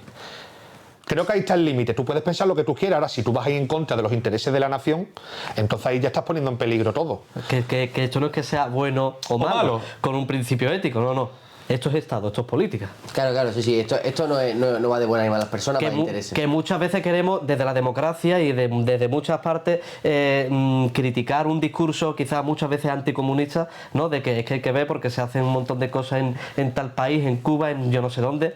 Que el Estado lleva existiendo desde un montón de años y que en la democracia, como ha dicho mi compañero, se han hecho muchísimas más atrocidades. Más, no sé, pero muchas sí. Muchas. Hombre, no sé si muchas más. O sea, tú ahora, por ejemplo, le preguntas a un cubano y no va a estar de acuerdo contigo. Claro, un cubano que lo ha vivido en carne propia. Tuvimos aquí una cubana en el programa, se llama Claudio Tropezos, que nos contó cómo ella huyó de Cuba. Y la verdad que a mí las cosas que me contó me dejaron más blanco de lo que ya soy. Para mí el proyecto cubano es un proyecto fracasado totalmente. Sí, totalmente, hay que decirlo. Pero también hay proyectos capitalistas que han fracasado. Dictadura, ¿no? ¿Qué? Es una dictadura. Bueno, nosotros no tenemos por qué estar en contra de una dictadura. La dictadura puede ser... Pero lo catalogáis como tal, ¿no? Sí, a mí una dictadura no significa... No es igual a malo, exactamente. La dictadura Puede haber dictaduras buenas y dictaduras malas. No claro, solo que la concentración de poder hace que pongas todos los huevos en un mismo cesto, ¿no? O sea, es decir, tienes que confiar en que la persona que lleve esa dictadura sea lo más diligente, moral y... Si al fin y al cabo lo que impera son los imperios. O sea, da igual que aquí sea una dictadura, una democracia, lo que tú quieras, si el que está arriba imperando el imperio, Estados Unidos en este caso, va a hacer lo que quiera contigo. O sea, lo que hay aquí da igual. En África hay multitudes de estados, multitud de pobreza, multitudes de democracia y multitudes de dictaduras. ¿Cómo están? ¿Son soberanos los países de África? No. Da igual que sea una democracia o una dictadura. Si es que mucha gente, yo entiendo el discurso democratista de muchos españoles que, bueno, pues ya tienen una edad y que son hijos de su tiempo. Si es que yo lo entiendo. Pero las dictaduras per se no tienen por qué ser Esto malas. se resume muy fácil. Si la democracia supone acabar con España, prefiero una dictadura. Así, no hay más que hablar. Claro, ¿y Si en nombre de la democracia van a destruir España, prefiero una dictadura. Claro, ¿cómo se ve esa circunstancia? ¿Cómo es la destrucción de España? Invadiendo Ceuta y Melilla, dando la independencia a Cataluña al País Vasco, la federalización de España, el derecho de autodeterminación, islamizando España, no sé. ¿Creéis que tenemos capacidad de evitar eso? O sea, por ejemplo, imagínate que la ola migratoria sigue para adelante, ¿no? La ola migratoria sigue para adelante en su misma fuerza. ¿Tú crees que ese número de gente se puede integrar y ya pueden acabar siendo españoles, orgullosamente españoles, simplemente de etnia berebere? Yo creo que el cambio en España no va a llegar por la democracia, va a llegar a través de una insurrección violenta. Es la única posibilidad que hay en España de cambiar las circunstancias en la deriva que estamos metidos, porque a nosotros nos desborda la Unión Europea, nos desbordan instituciones supranacionales que controlan España. Al final, Pedro Sánchez es simplemente un peón a las órdenes de lo que se dice en Bruselas. Y esto sí que es malo, esto sí que es triste. Por eso yo siempre lo digo, si una dictadura va a suponer que España pueda tener un mejor futuro, yo prefiero una dictadura. Claro, ¿diríais que el futuro de España está en Hispanoamérica? Buena pregunta. El futuro de España puede estar en Hispanoamérica y puede estar en muchas más partes. O sea, no tenemos por qué unicentrarnos en una sola parte del mundo. Que España, que los españoles, que España podemos hacer lo que queramos y que hay un montón del resto del mundo. ¿Por qué le tenemos que dar la espalda a todos los demás países? ¿Tendremos que comerciar con todos los demás países? Yo en eso estoy de acuerdo. Hay gente que opina que tenemos que salir de la Unión Europea de forma incipiente. Yo creo que debería ser de forma progresiva a la vez que vamos entablando relaciones con otros países. No podemos salir de la noche a la mañana de la Unión Europea. Pero tenemos que hacer lo que hace todo el mundo. Claro. Coger lo bueno y quitar lo malo. Exacto. O sea, decir, no, yo no me voy de la Unión Europea. Ahora, yo voy a actuar en contra de las consignas de la Unión Europea mientras estoy en la Unión Europea, al igual que la Unión Europea ha hecho con nosotros. Claro, exacto. Digo, y si me preguntan, ¿dónde digo? Y es una oportunidad muy importante, porque ahora mismo la Unión Europea está en un proceso de descomposición, porque está siendo totalmente dominada y humillada a nivel geopolítico, y creo que tenemos una ventana, creo que tenemos una oportunidad. Si no la aprovechamos, quizás podría ser demasiado tarde. Yo creo que lo que tú quieres decir es que el mundo está configurado en grandes imperios, ¿no? Por ejemplo, el imperio británico es Australia, Gran Bretaña, Estados Unidos, todo a través de la Commonwealth, ¿no? Son bloques geopolíticos. El bloque anglófono, ¿no? Anglófono. También hay el bloque que se quiere decir eslavo, ¿no? Que es Bulgaria, Rusia, Serbia, si queremos verlo así, Ucrania.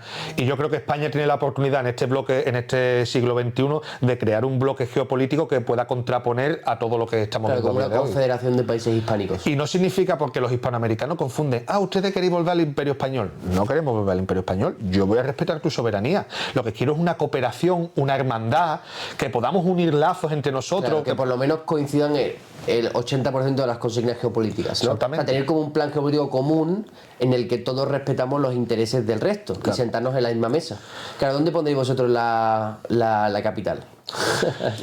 Nosotros no tenemos por qué decirle a ningún país lo que tiene que hacer. No, claro, pero me refiero, o sea, yo pondría un sitio donde reunirnos, como Yo los headquarters. Mira, por ejemplo, Pedro Baños dice que la capital tiene que estar en México, de la Hispanidad, pero yo creo que eso es un fallo tremendo, porque la Hispanidad va a estar muy cerca, la capital de la Hispanidad va a estar muy cerca De Estados Unidos. de Estados Unidos. Mejor en Lima, a lo mejor.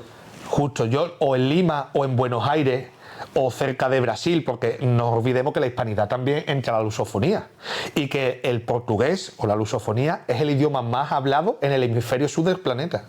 Eso no lo sabe la gente. En África hay muchos países que hablan portugués. 250 millones de lusoparlantes. De lusoparlantes. ¿En África solo? No, en total. en todo el hemisferio sur. Vale, Pero bueno, escuchado, digo, que nos Mozambique, Angola, Timón Oriental, todos esos países hablan portugués. Y yo creo que Guinea-Bissau también. Yo creo que el punto clave está entre Argentina y Brasil. Creo que está ahí. Además, para que esté bien resguardado geográficamente. Exactamente. Además, Brasil es un gigante dormido también, es un país con mucho potencial que yo creo que está ahí. Sí, Brasil es el México de abajo. Exacto. Y México, la verdad que yo creo que lo van a amputar más todavía. Me duele decir esto, pero yo creo que Estados Unidos, si el día de mañana tiene que atacar a alguien, va a atacar a México. Porque ve ahí un enemigo acérrimo en México. ¿Crees que sería acertado desde España, en caso de que estuviese todo en orden, intervenir militarmente en México para acabar con la situación de los cárteles? Muy buena pregunta, Es ¿eh? que yo me he imaginado a mí mismo, es que yo soy un loco, yo me imagino a mí mismo comandando ahí con los barcos y venga todos los chavales aquí, esta gente se queda aquí en las casas para proteger a los vecinos y el resto vamos para allá adentro. No, Yo es porque que eso creo sí que que- sería una conquista de México-España. Y eso no. Yo es que creo que Pero no, España... a los cárteles. a los cárteles. Yo lo que sí creo que España tiene un problema también y que antes de ir a solucionar temas de la droga en México tenemos que solucionar los temas de la droga que tenemos en España. Cierto. Porque el estrecho de Gibraltar a día de hoy me parece que Hay que descolonizar Europa también, ¿no? Una colonia en Europa No puede, claro. no puede existir, ¿no? Pues Gibraltar es una colonia Inglesa. europea, Inglesa. inglesa, en España. Una colonia, después de un genocidio, del genocidio de Gibraltar. ¿Cómo? Cuéntame. Sí. Yo eso no lo sabía. yo, bueno, para abreviar, si quieren mucha más Claro, información, ustedes soy gaditano, además. Santiago Mesilla tiene un vídeo muy bueno, me parece que no sé si lo tiene subido Sí, o no, sí, sí. si lo tiene subido, sobre el tema de Gibraltar. Pero si me puede contar aunque sea un poco por encima, porque yo la verdad que esta es la primera vez que lo oigo. Vamos a ver. Inglaterra siempre, siempre ha llevado a cabo bastantes intervenciones, no solamente Gibraltar, sino también el resto de Hispanoamérica, Malvinas, etcétera. Pero el caso es que, pues bueno, históricamente una vez tuvo la oportunidad y, pues evidentemente los españoles mostramos férrea resistencia. Gibraltar geográficamente, no sé si tú habrás estado alguna vez. En Gibraltar he pasado por delante, pero no me quería meter. Claro, pues geográficamente es Hay muchos monos, ¿no? No tengo bandera de España suficiente para ir repartiéndola a los monos. es como si fuera un mini islote, una mini península que está con un peñón enorme de roca, donde pues los ingleses navalmente pues hicieron totalmente auténticos estragos, pero para invadir militarmente la zona, pues evidentemente tuvieron que echar por la fuerza todos los habitantes que habitaban, no solamente las rocas, sino algunas poblaciones que estaban cercanas al peñón. Pues entonces en el desarrollo del conflicto militar se desarrolla evidentemente un genocidio porque en el peñón había dentro una resistencia enorme. Cosa que, por ejemplo, los ingleses han aprovechado dentro del ¿Cuánta gente peñón. murió? Pues mira, como la historia, los datos varían, depende de Sí, quién te dame de la estimación más conservadora a la más exaltada. No sabría decirte, pero yo creo que mínimo unos 500, porque no sabría decirte. Sinceramente, el vídeo de Santiago aporta muchos más. Muchos más datos. Yo creo que el problema de Gibraltar también ha sido que hemos tenido la oportunidad de volver a luchar por Gibraltar, pero a través de este fundamentalismo democrático nos han hecho creer que todos los europeos somos hermanos, cuando Europa es el lugar en la historia donde más conflictos bélicos ha habido. No, y además Europa no existe, que es Eurasia. Y además, y aparte de que es Eurasia, España siempre ha estado sola en Europa. Yo me he fijado mucho en la historia de España y España la única vez que ha tenido aliados ha sido porque los ha creado él. Claro. Porque que están al otro lado del Atlántico, porque somos la misma población. España nunca ha tenido una alianza que tenga un neto positivo.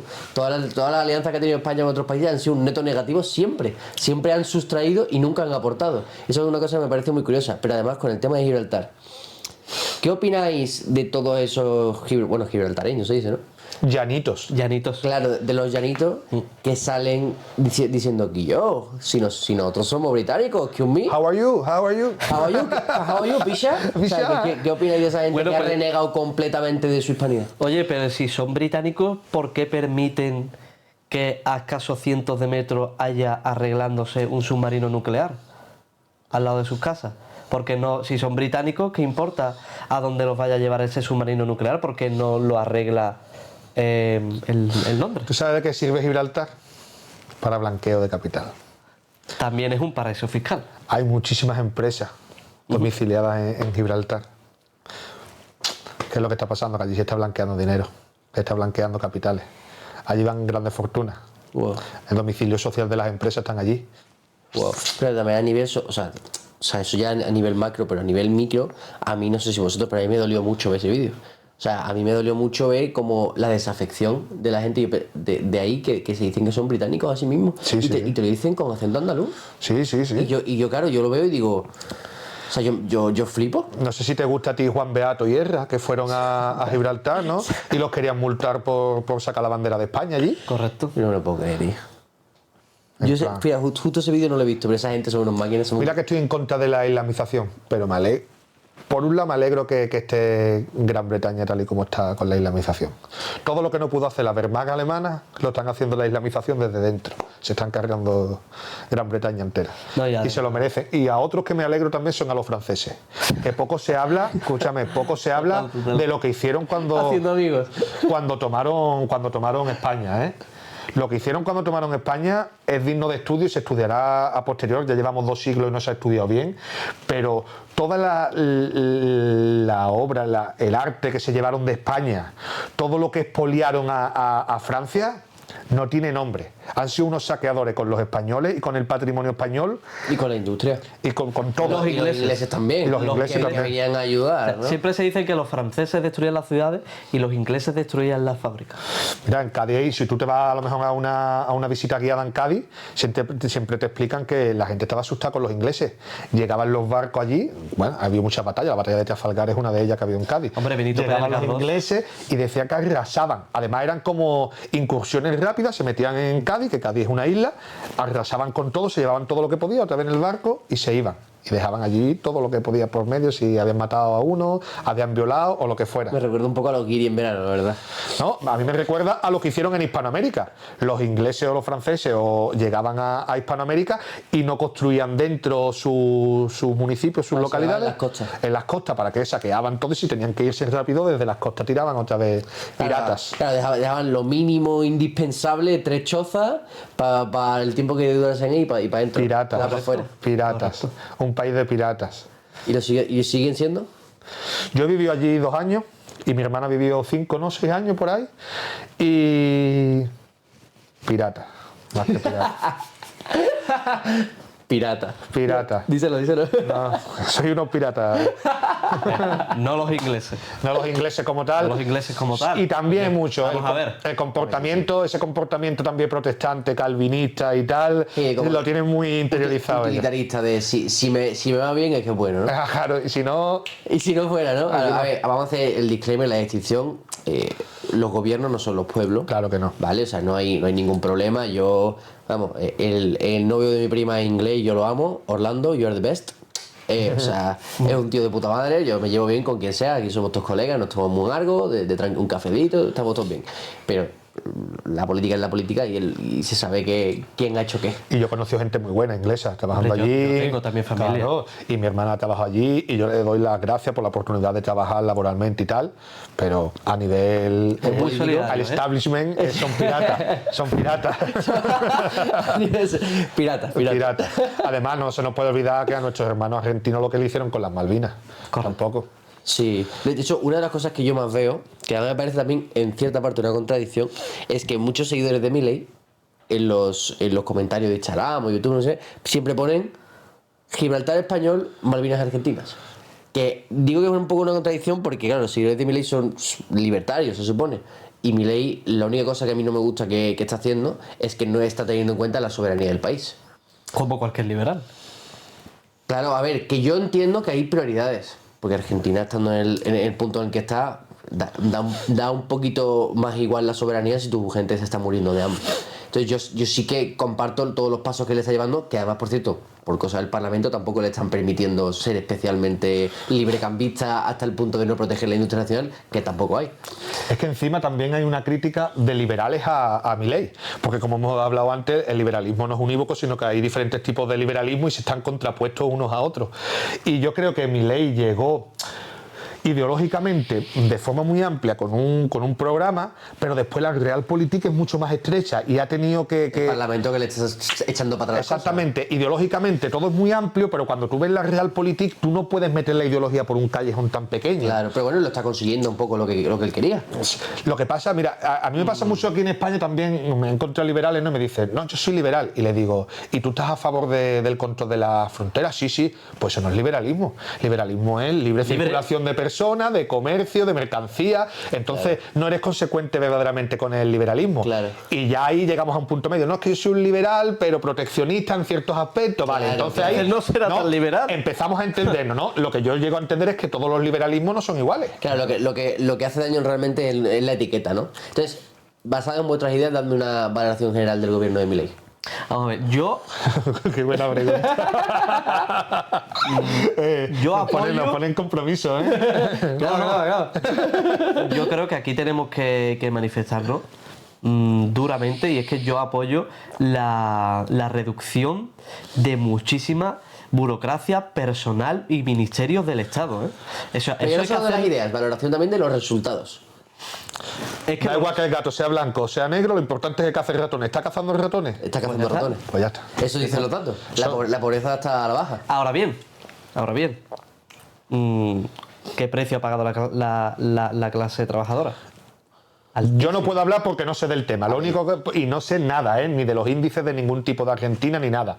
Lo único que digo es que si va mejorando, pues estará bien. La indigencia se ha reducido a un mínimo, o sea, un mínimo de que ya casi no existe, la indigencia como tal, y la pobreza está en mínimos históricos desde 2000, no sé si era 2002 o algo así.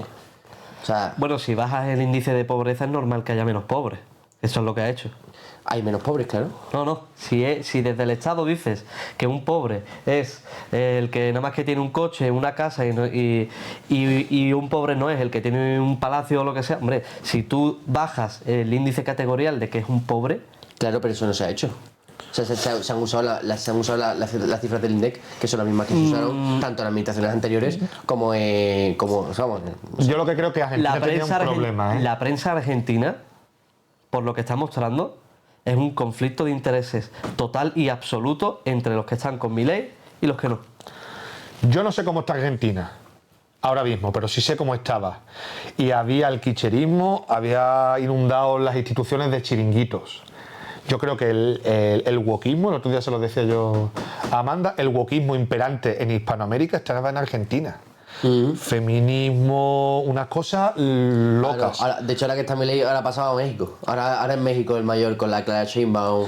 Y tú sabes que... Sí, política vergonzosa. Y eso se le ha vuelto a la contra en Argentina. Yo no sé cómo lo está haciendo Milei, de verdad que no sé nada, y ni lo defiendo ni no lo defiendo porque no sé cómo está la cosa. Lo que sí sé es cómo estaba y estaba muy mal. Yo solo te digo que la forma de categorizar los datos es la misma que en la administración anterior y en la anterior, es decir, de los últimos 8 años kirchneristas.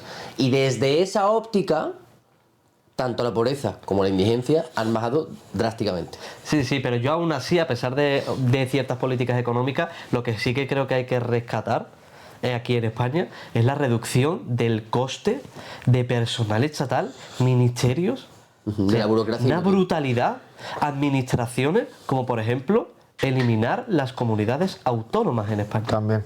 Sobran 17 parlamentos, Jo, 17 primera coincidencia sanidades. con Vox.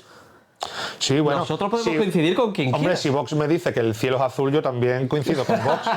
No, es que mucha gente me Vox dice, puede decir lo ¿coincides que con quiera? Vox en esto? Y yo le digo, claro, yo coincido con Vox, pero claro, es Sí, que hay coincidiré cosas... con- Claro. Coincidiré con Podemos en otra cosa. En otra cosa, claro, ¿Sabes? eso no pero, significa... pero como vamos a mantener 17 parlamentos, 17, Mira, 17 parlamentos, 17 chiringuitos... 17 administraciones públicas, 17 seguridad social, 17 fiscalidad, 17 sanidad pública, 17 educación pública diferente a cada cual, diferente, con muchísimos privilegios. O sea, yo en el sur, en Cádiz, tú te vas a cualquier hora al hospital, te estoy hablando de la madrugada, por ejemplo, y mínimo son 5 horas para que te atiendan. En urgencia. Escucha, en urgencia. esto que voy a decir sí que es polémico. Esto es así, ¿eh? Esto que voy a decir sí que es polémico. El Estado tiene que funcionar como una empresa, tiene que ser eficiente. No, para mí no es nada polémico, o sea, yo lo creo fervientemente. Eso de chiringuitos, feministas, animalistas, performance, no sé qué, eso tiene que acabarse totalmente. Y otro por este camino, hay que acabar con la Constitución del 78, porque la Constitución del 78 lleva implícito lo que es el reparto de las comunidades autónomas, que en Cataluña tengan una educación y una sanidad diferente a la que tenemos en Andalucía. Todo eso hay que acabar con Pero ello. la verdad que es criminal que en Cataluña, por ejemplo, haya muchos colegios en los que tengan 2 horas de castellano a la semana. De hecho, yo en mi colegio tenía 3 horas de francés a la semana. Tenía yo 1 hora más de francés que esa gente de castellano. Eso es una locura. Claro, luego te encuentras con gente en Girona Profunda que no habla español. No, luego te encuentras en Cataluña profesores que, como ellos controlan la educación, te diría que Cristóbal Colón era catalán. Sí. Y dice, tú coño. Y gente diciendo que Cataluña es una colonia de España. Claro, bueno, pues ya no que encontramos de todo. es una colonia y que le hemos perjudicado, y pasando por alto cualquier tipo de proteccionismo que hemos tenido con... Otra cosa desde el Estado. Partidos independentistas que están... Uy, perdona. No, hombre. Esto es como los aviones, ya El estamos directo, el directo. Los partidos independentistas tienen que estar... Los partidos independentistas que tienen un discurso para romper el bien común de España, ¿cómo pueden estar financiados por el Estado? Por el dinero de los españoles. ¿Cómo van a estar financiados unas personas y unas organizaciones que te lo están diciendo, que lo que quieren es romper lo más público que hay en España? El Estado financia a quien quiere romper el Estado. Es como una locura. O sea, ¿Cómo? yo financio a que me quiera hacer daño a mí. Esto es lo nunca visto. Pero todo esto viene de la Constitución del 78. La Constitución del 78 es un invento muy malo en el cual España nunca ha tenido comunidades autónomas en las cuales estén por encima incluso del Estado. O sea, hay comunidades autónomas en España, el Estado central tiene casi menos competencia que lo que tienen las comunidades autónomas. ¿En serio? O sea, si yo te doy a ti la educación, te doy la sanidad, te doy lo más básico, el Estado central se queda sin competencia y al final el Estado central prácticamente no tiene competencia a no ser que metas un estado de alarma, un estado de excepción, pero si no, el Estado central se queda inutilizado. Claro, bueno, pero entonces con lo que pasó en Valencia, ¿podría haber actuado Sánchez con estado de alarma o no? Podría haber, pero no se Mira, quieren la pisar. misma Constitución española ni siquiera sabe qué es lo que tiene que hacer en caso de una gana. En caso de eso. O sea, ni siquiera los mismos políticos sabían si tenía que intervenir el Estado central o la comunidad autónoma. Pero cuando voló el COVID no hubo ninguna duda. Claro. Cuando Por voló el ejemplo, Y COVID. fue inconstitucional. Por ejemplo. Wow. Fue inconstitucional. Después decretó que era inconstitucional el Tribunal Constitucional. Pero en Valencia era muy fácil. A Sánchez no quería activar el estado de alarma o el estado que fuera porque le convenía que se echaran las culpas a su... Amazon, claro. Claro, Que o sea, su oponente claro, político. De hecho, yo he visto que había dos bandos. Los que decían Mazón a prisión y los que decían Sánchez y Mazón. No hay nadie que no haya... Y yo me pongo por encima de los dos. Centralización en España. Totalmente. Hay que Fuera las centralizar comunidades España. autónomas. O sea, habrá cosas que sí se puedan descentralizar porque no tengan una repercusión fuerte, pero lo que es la educación, la sanidad, cierto tipo de competencias tienen que estar centralizadas, tienen que ser para todos los españoles igual. No conviene que un gallego haga una EBAU diferente a lo que haga un andaluz. Eso es una locura, ¿eh? Eso es una locura. Eso es una locura. Y es que encima todo se va tergiversando a unos puntos, a unos niveles que ya no nos vienen bien. Mira, en Andalucía se está diciendo que Blas Infante es el padre de la patria andaluza. Increíble. Sí. Y todavía todavía cada vez son más. En Andalucía hay gente que cree que Blas Infante era un tío cristiano, comunista, que bebía vino, que comía jamón y cantaba saetas en Semana Santa. Y no era para nada eso. Cuando Blas Infante Era un notario y se hizo musulmán y lo que quería él no quería el secesionismo de Andalucía, él quería la península ibérica entera completa islámica. Eso es lo que quería Blas Infante. O sea, era un Y ahora- nacionalista islamista español. Y aquí podemos hablar, ¿por qué la bandera de Andalucía es blanca, verde, blanca y verde? Son los colores precisamente... El Betis, perdona. Es que estaba huevo. Y de Joaquín. Son precisamente colores del Islam, que siempre ha reivindicado el Islam. Es verdad, el verde. El verde es un color muy... la bandera escudal berber. Claro. Hostia, a mí eso me mata. A mí además, como yo soy andaluz, pero además tengo mucho amor por la hispanidad, a mí eso me entristece mucho. Nosotros nos entristece. Nosotros siempre decimos que el peor secesionismo que hay en España, que está creciendo, es el andaluz. Porque aparte de ser secesionista, es islámico. Y aparte que además está totalmente tergiversado la figura de Blas Tergiversado, Infante, totalmente, ¿no? Se totalmente. cree que era Pero bueno, el hijo predilecto de la clase obrera. Que los vascos también, que van muy de izquierda ellos son padres de Sabino Arana, un tío reconocidamente racista, por decir que los vascos eran otra raza, otra Sí, etnia que superior. quería hacer la República Cristiana del Corazón de Jesús Vasca. Eso. Encima los vascos siempre han sido muy católicos. Encima. Los independentistas vascos han sido siempre muy católicos, pero ahora hay un independentista vasco, un tío con una sílaba. Y con una boina, ¿no? Que por cierto, Blas Infante también está totalmente tergiversado porque no quiere la independencia de Andalucía ¿Eso? con respecto de España. Claro, lo que quiere es que toda España sea como él le gusta. Islámica. Islámica. Claro, bueno, como él quería. Como él quería, exactamente. Pero bueno, retomando un poco a la Constitución del 78. La Constitución del 78 es un mal endémico que cuanto antes destruyamos, antes podemos salvar España. Claro, pero porque en esa transición, porque además yo sí que he visto a Santiago Armesí hablar de esto, hubo, según su punto de vista y según los documentos que se han desclasificado desde la CIA, hubo presiones y tensiones externas para moldear la Constitución española y la nueva realidad de la democracia española un poco al gusto del consumidor, ¿no? Que en este caso es Estados Unidos, ¿no? Sí. O sea, algo he oído hablar. Una por ejemplo, constitución también a lo americana. Sí, no, además también he oído cosas, por ejemplo, de Marcelo Gullo, como por ejemplo que Carrero Blanco estaba empezando a desarrollar planes para tener nuestras propias armas nucleares y cosas de ese estilo. Evidentemente. El golpe a nuestra soberanía militar. Se llama el Proyecto Cisnero, ¿no? Entonces, Carrero Blanco, ¿quién lo mató? Yo me atrevo a decir que lo mata la tía, la ETA, pero con inteligencia de la CIA. O sea, a través de ETA, pero hecho por la CIA realmente. Exactamente, impulsado por la CIA. De hecho, se descubre que los explosivos que puso ETA en el coche no eran suficientes como para hacerlo explotar, porque era un explosivo muy malo y además era poca cantidad. La CIA aumentó con C4 americano encima para que sea eficaz. Esto un poco disimulado, ¿eh? Claro. Encima la ETA, la Alemania del Este, la Alemania de la República Democrática, hizo un informe, la Stasi, que era la inteligencia de la época, y la Stasi concluyó que la ETA no era nada revolucionaria, ni a favor de la clase trabajadora, ni nada por el estilo, que era totalmente contrarrevolucionario. Y el único país, o de los pocos países que se quiso aliar con España para acabar con la ETA fue la Unión Soviética. Wow. De los pocos. Y además tengo que decir que España, cuando se decidió si entrar en la OTAN o no, le dijo a Estados Unidos: si tú no entras en la OTAN, mañana vamos a incentivar el independentismo canario con Cubillo. A todos que lo busquen. ¿Quién era Cubillo? Y el independentismo canario. Entonces España estaba prácticamente obligada a entrar en la OTAN. Si no, Estados Unidos iba a incentivar la secesión de Canarias. Joder. O sea, para que veamos el poder que tiene. Vamos, que estamos cocinados, ¿no? Yo incito a la gente, ¿vale?, que todo lo que estamos comentando aquí Lo busque. lo busque, Claro, que se informe. Que se informe. Porque si no, nosotros aquí, por ejemplo, al típico demócrata que ha votado toda su vida al PSOE y que nos está escuchando, pensionista, por ejemplo, sí. La Sharon. Es verdad. Nos está escuchando y nosotros somos fascistas. Sí. Nosotros ahora mismo somos fascistas. O sea, los de derecha nos llaman bolcheviques revolucionarios y los de izquierda nos llaman fascistas. Eso me pasó a mí cuando traje a la chica esta cubana. A mí escribieron en los comentarios, por ejemplo, un cubano que me dijo: mi hermano, esa tía te está mintiendo, tú tienes que venir para Cuba, que yo sé que tú eres de izquierda, en verdad. Tú tienes que venir para Cuba, que esta es una vendida de Estados Unidos que te está diciendo mentiras. Y luego gente en los comentarios diciendo: deja de escuchar a este payaso, Claudia es un fascista de no sé qué, no sé cuánto. Y digo yo, hermano, esta gente no sabe ni lo que soy.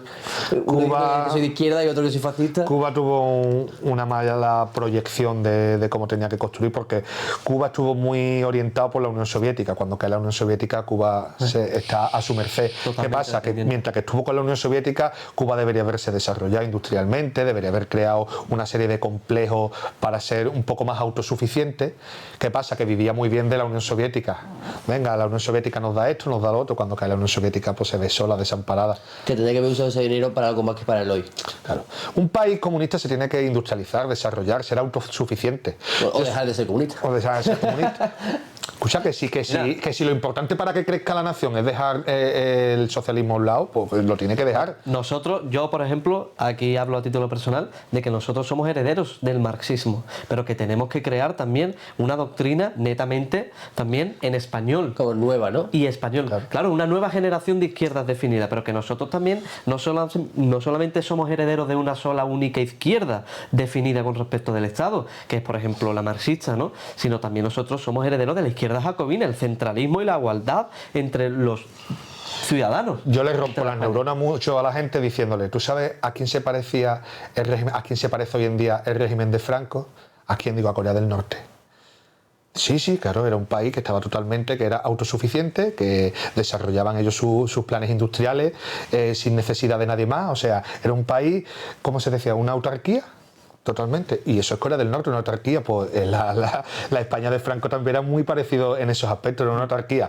¿Creció y era mejor la época de Franco o tal y como estamos hoy en día? Puede ser que sí. Por lo mismo, Corea del Norte tampoco es tan mala como la pinta. Es más, nosotros tenemos compañeros que han estado en Corea del Norte. Sin ningún tipo de problema. También que no hay mucha propaganda también.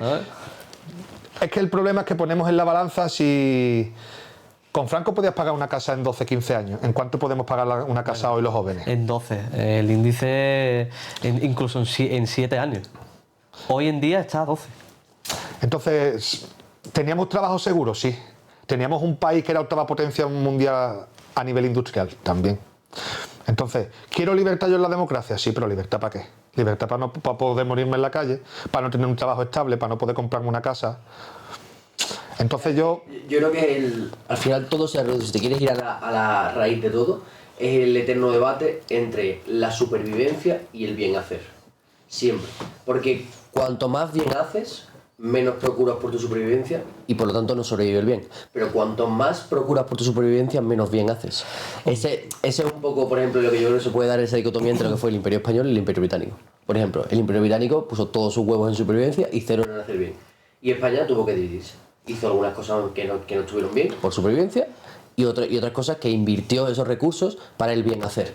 Y el bien hacer cuesta, ¿sabes? Entonces, ese eterno debate entre el bien hacer, claro, cuanto más libertad y mejor vive tu población en condiciones sociales, más te arriesgas tú a perder en la geopolítica.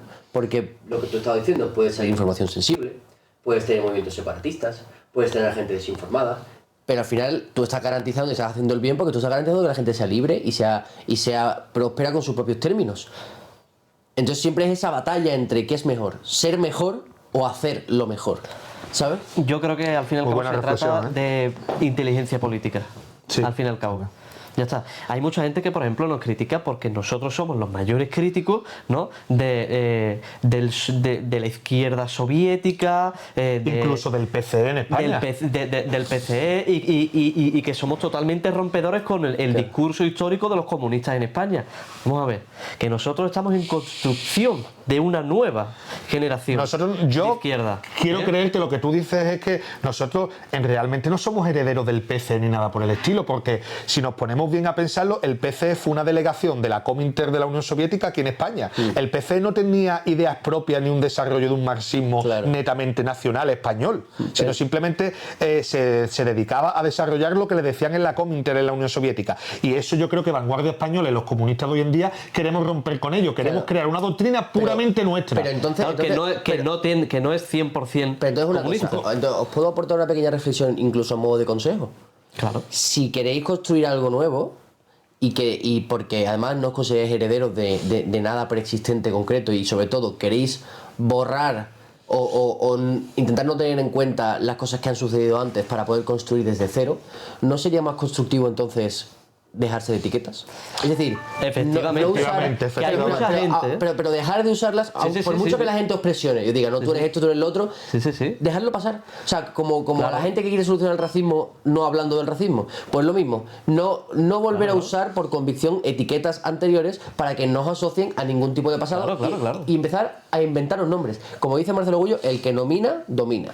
Tú inventaros un nombre. Pues yo voy a ser, me lo invento, o sea, pero para que vean lo rocambolesco que puede ser. Ah, no, sí, pues por ejemplo, pero y si no quieres que te asocien con otro perfil soberanista de otro tipo, pues tú coges y dices, pues mira, pues yo soy, me lo invento, españolista, o yo soy informacionista, cualquier cosa que a ti se te ocurra que tú creas que puede encapsular bien el significado, pero que además sea nuevo, ¿sabes? Un término que no se utilice, ¿sabes?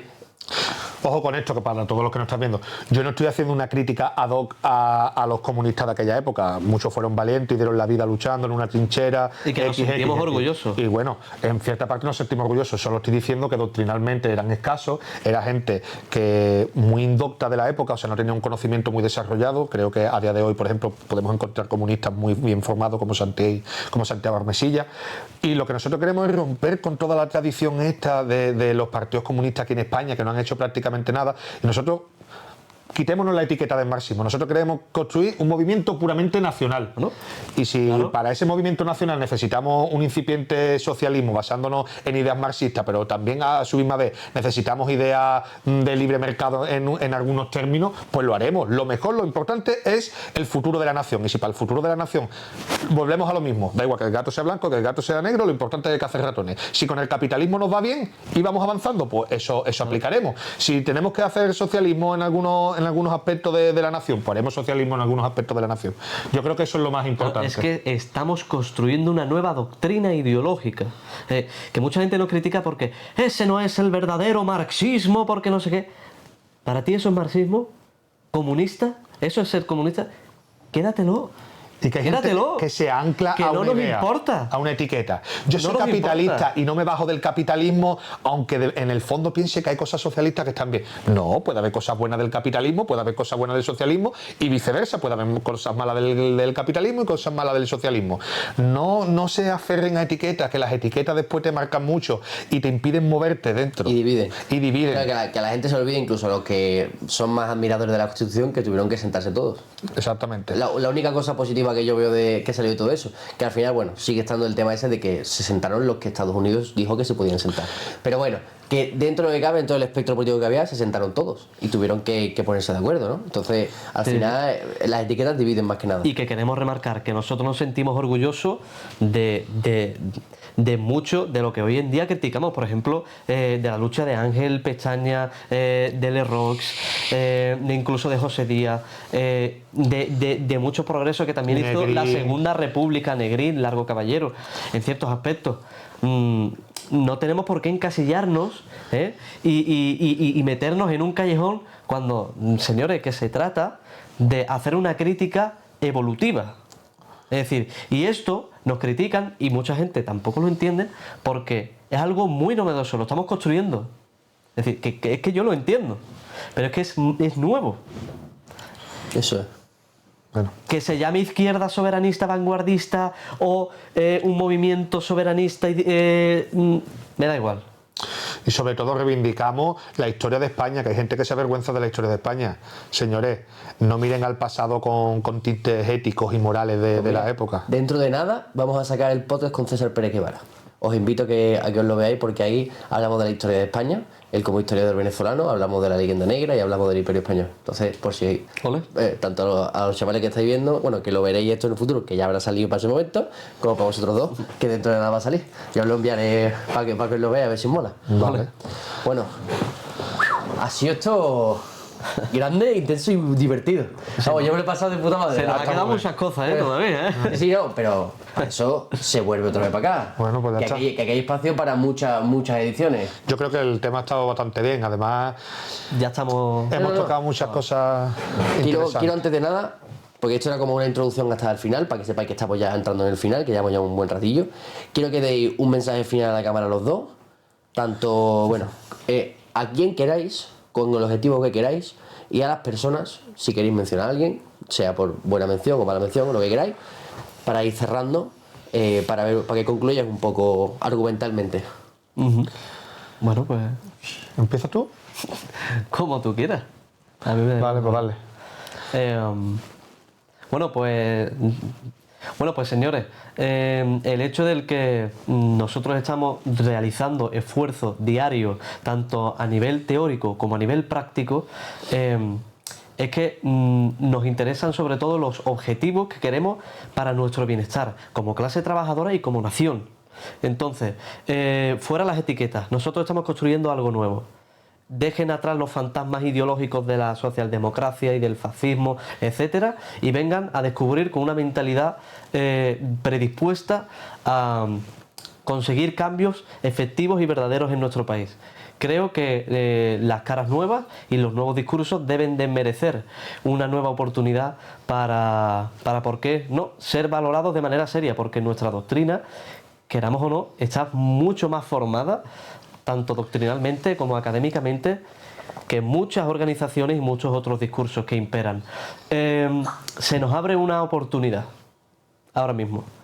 Ahora mismo, a nivel geopolítico, en el mundo se está produciendo el desbancamiento de la hegemonía mundial desde hace más de 40 años.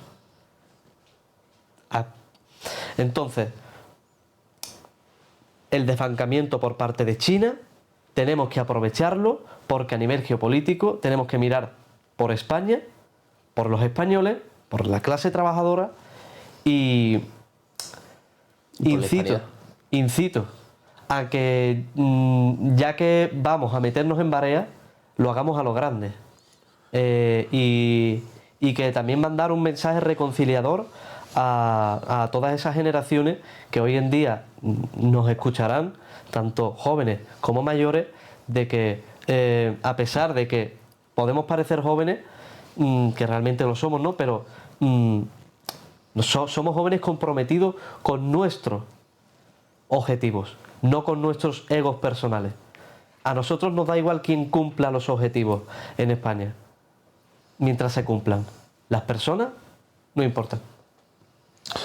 Bueno, yo le diría a las nuevas juventudes que intenten evitar el enfrentamiento ideológico, que eso es lo que quiere la política actual.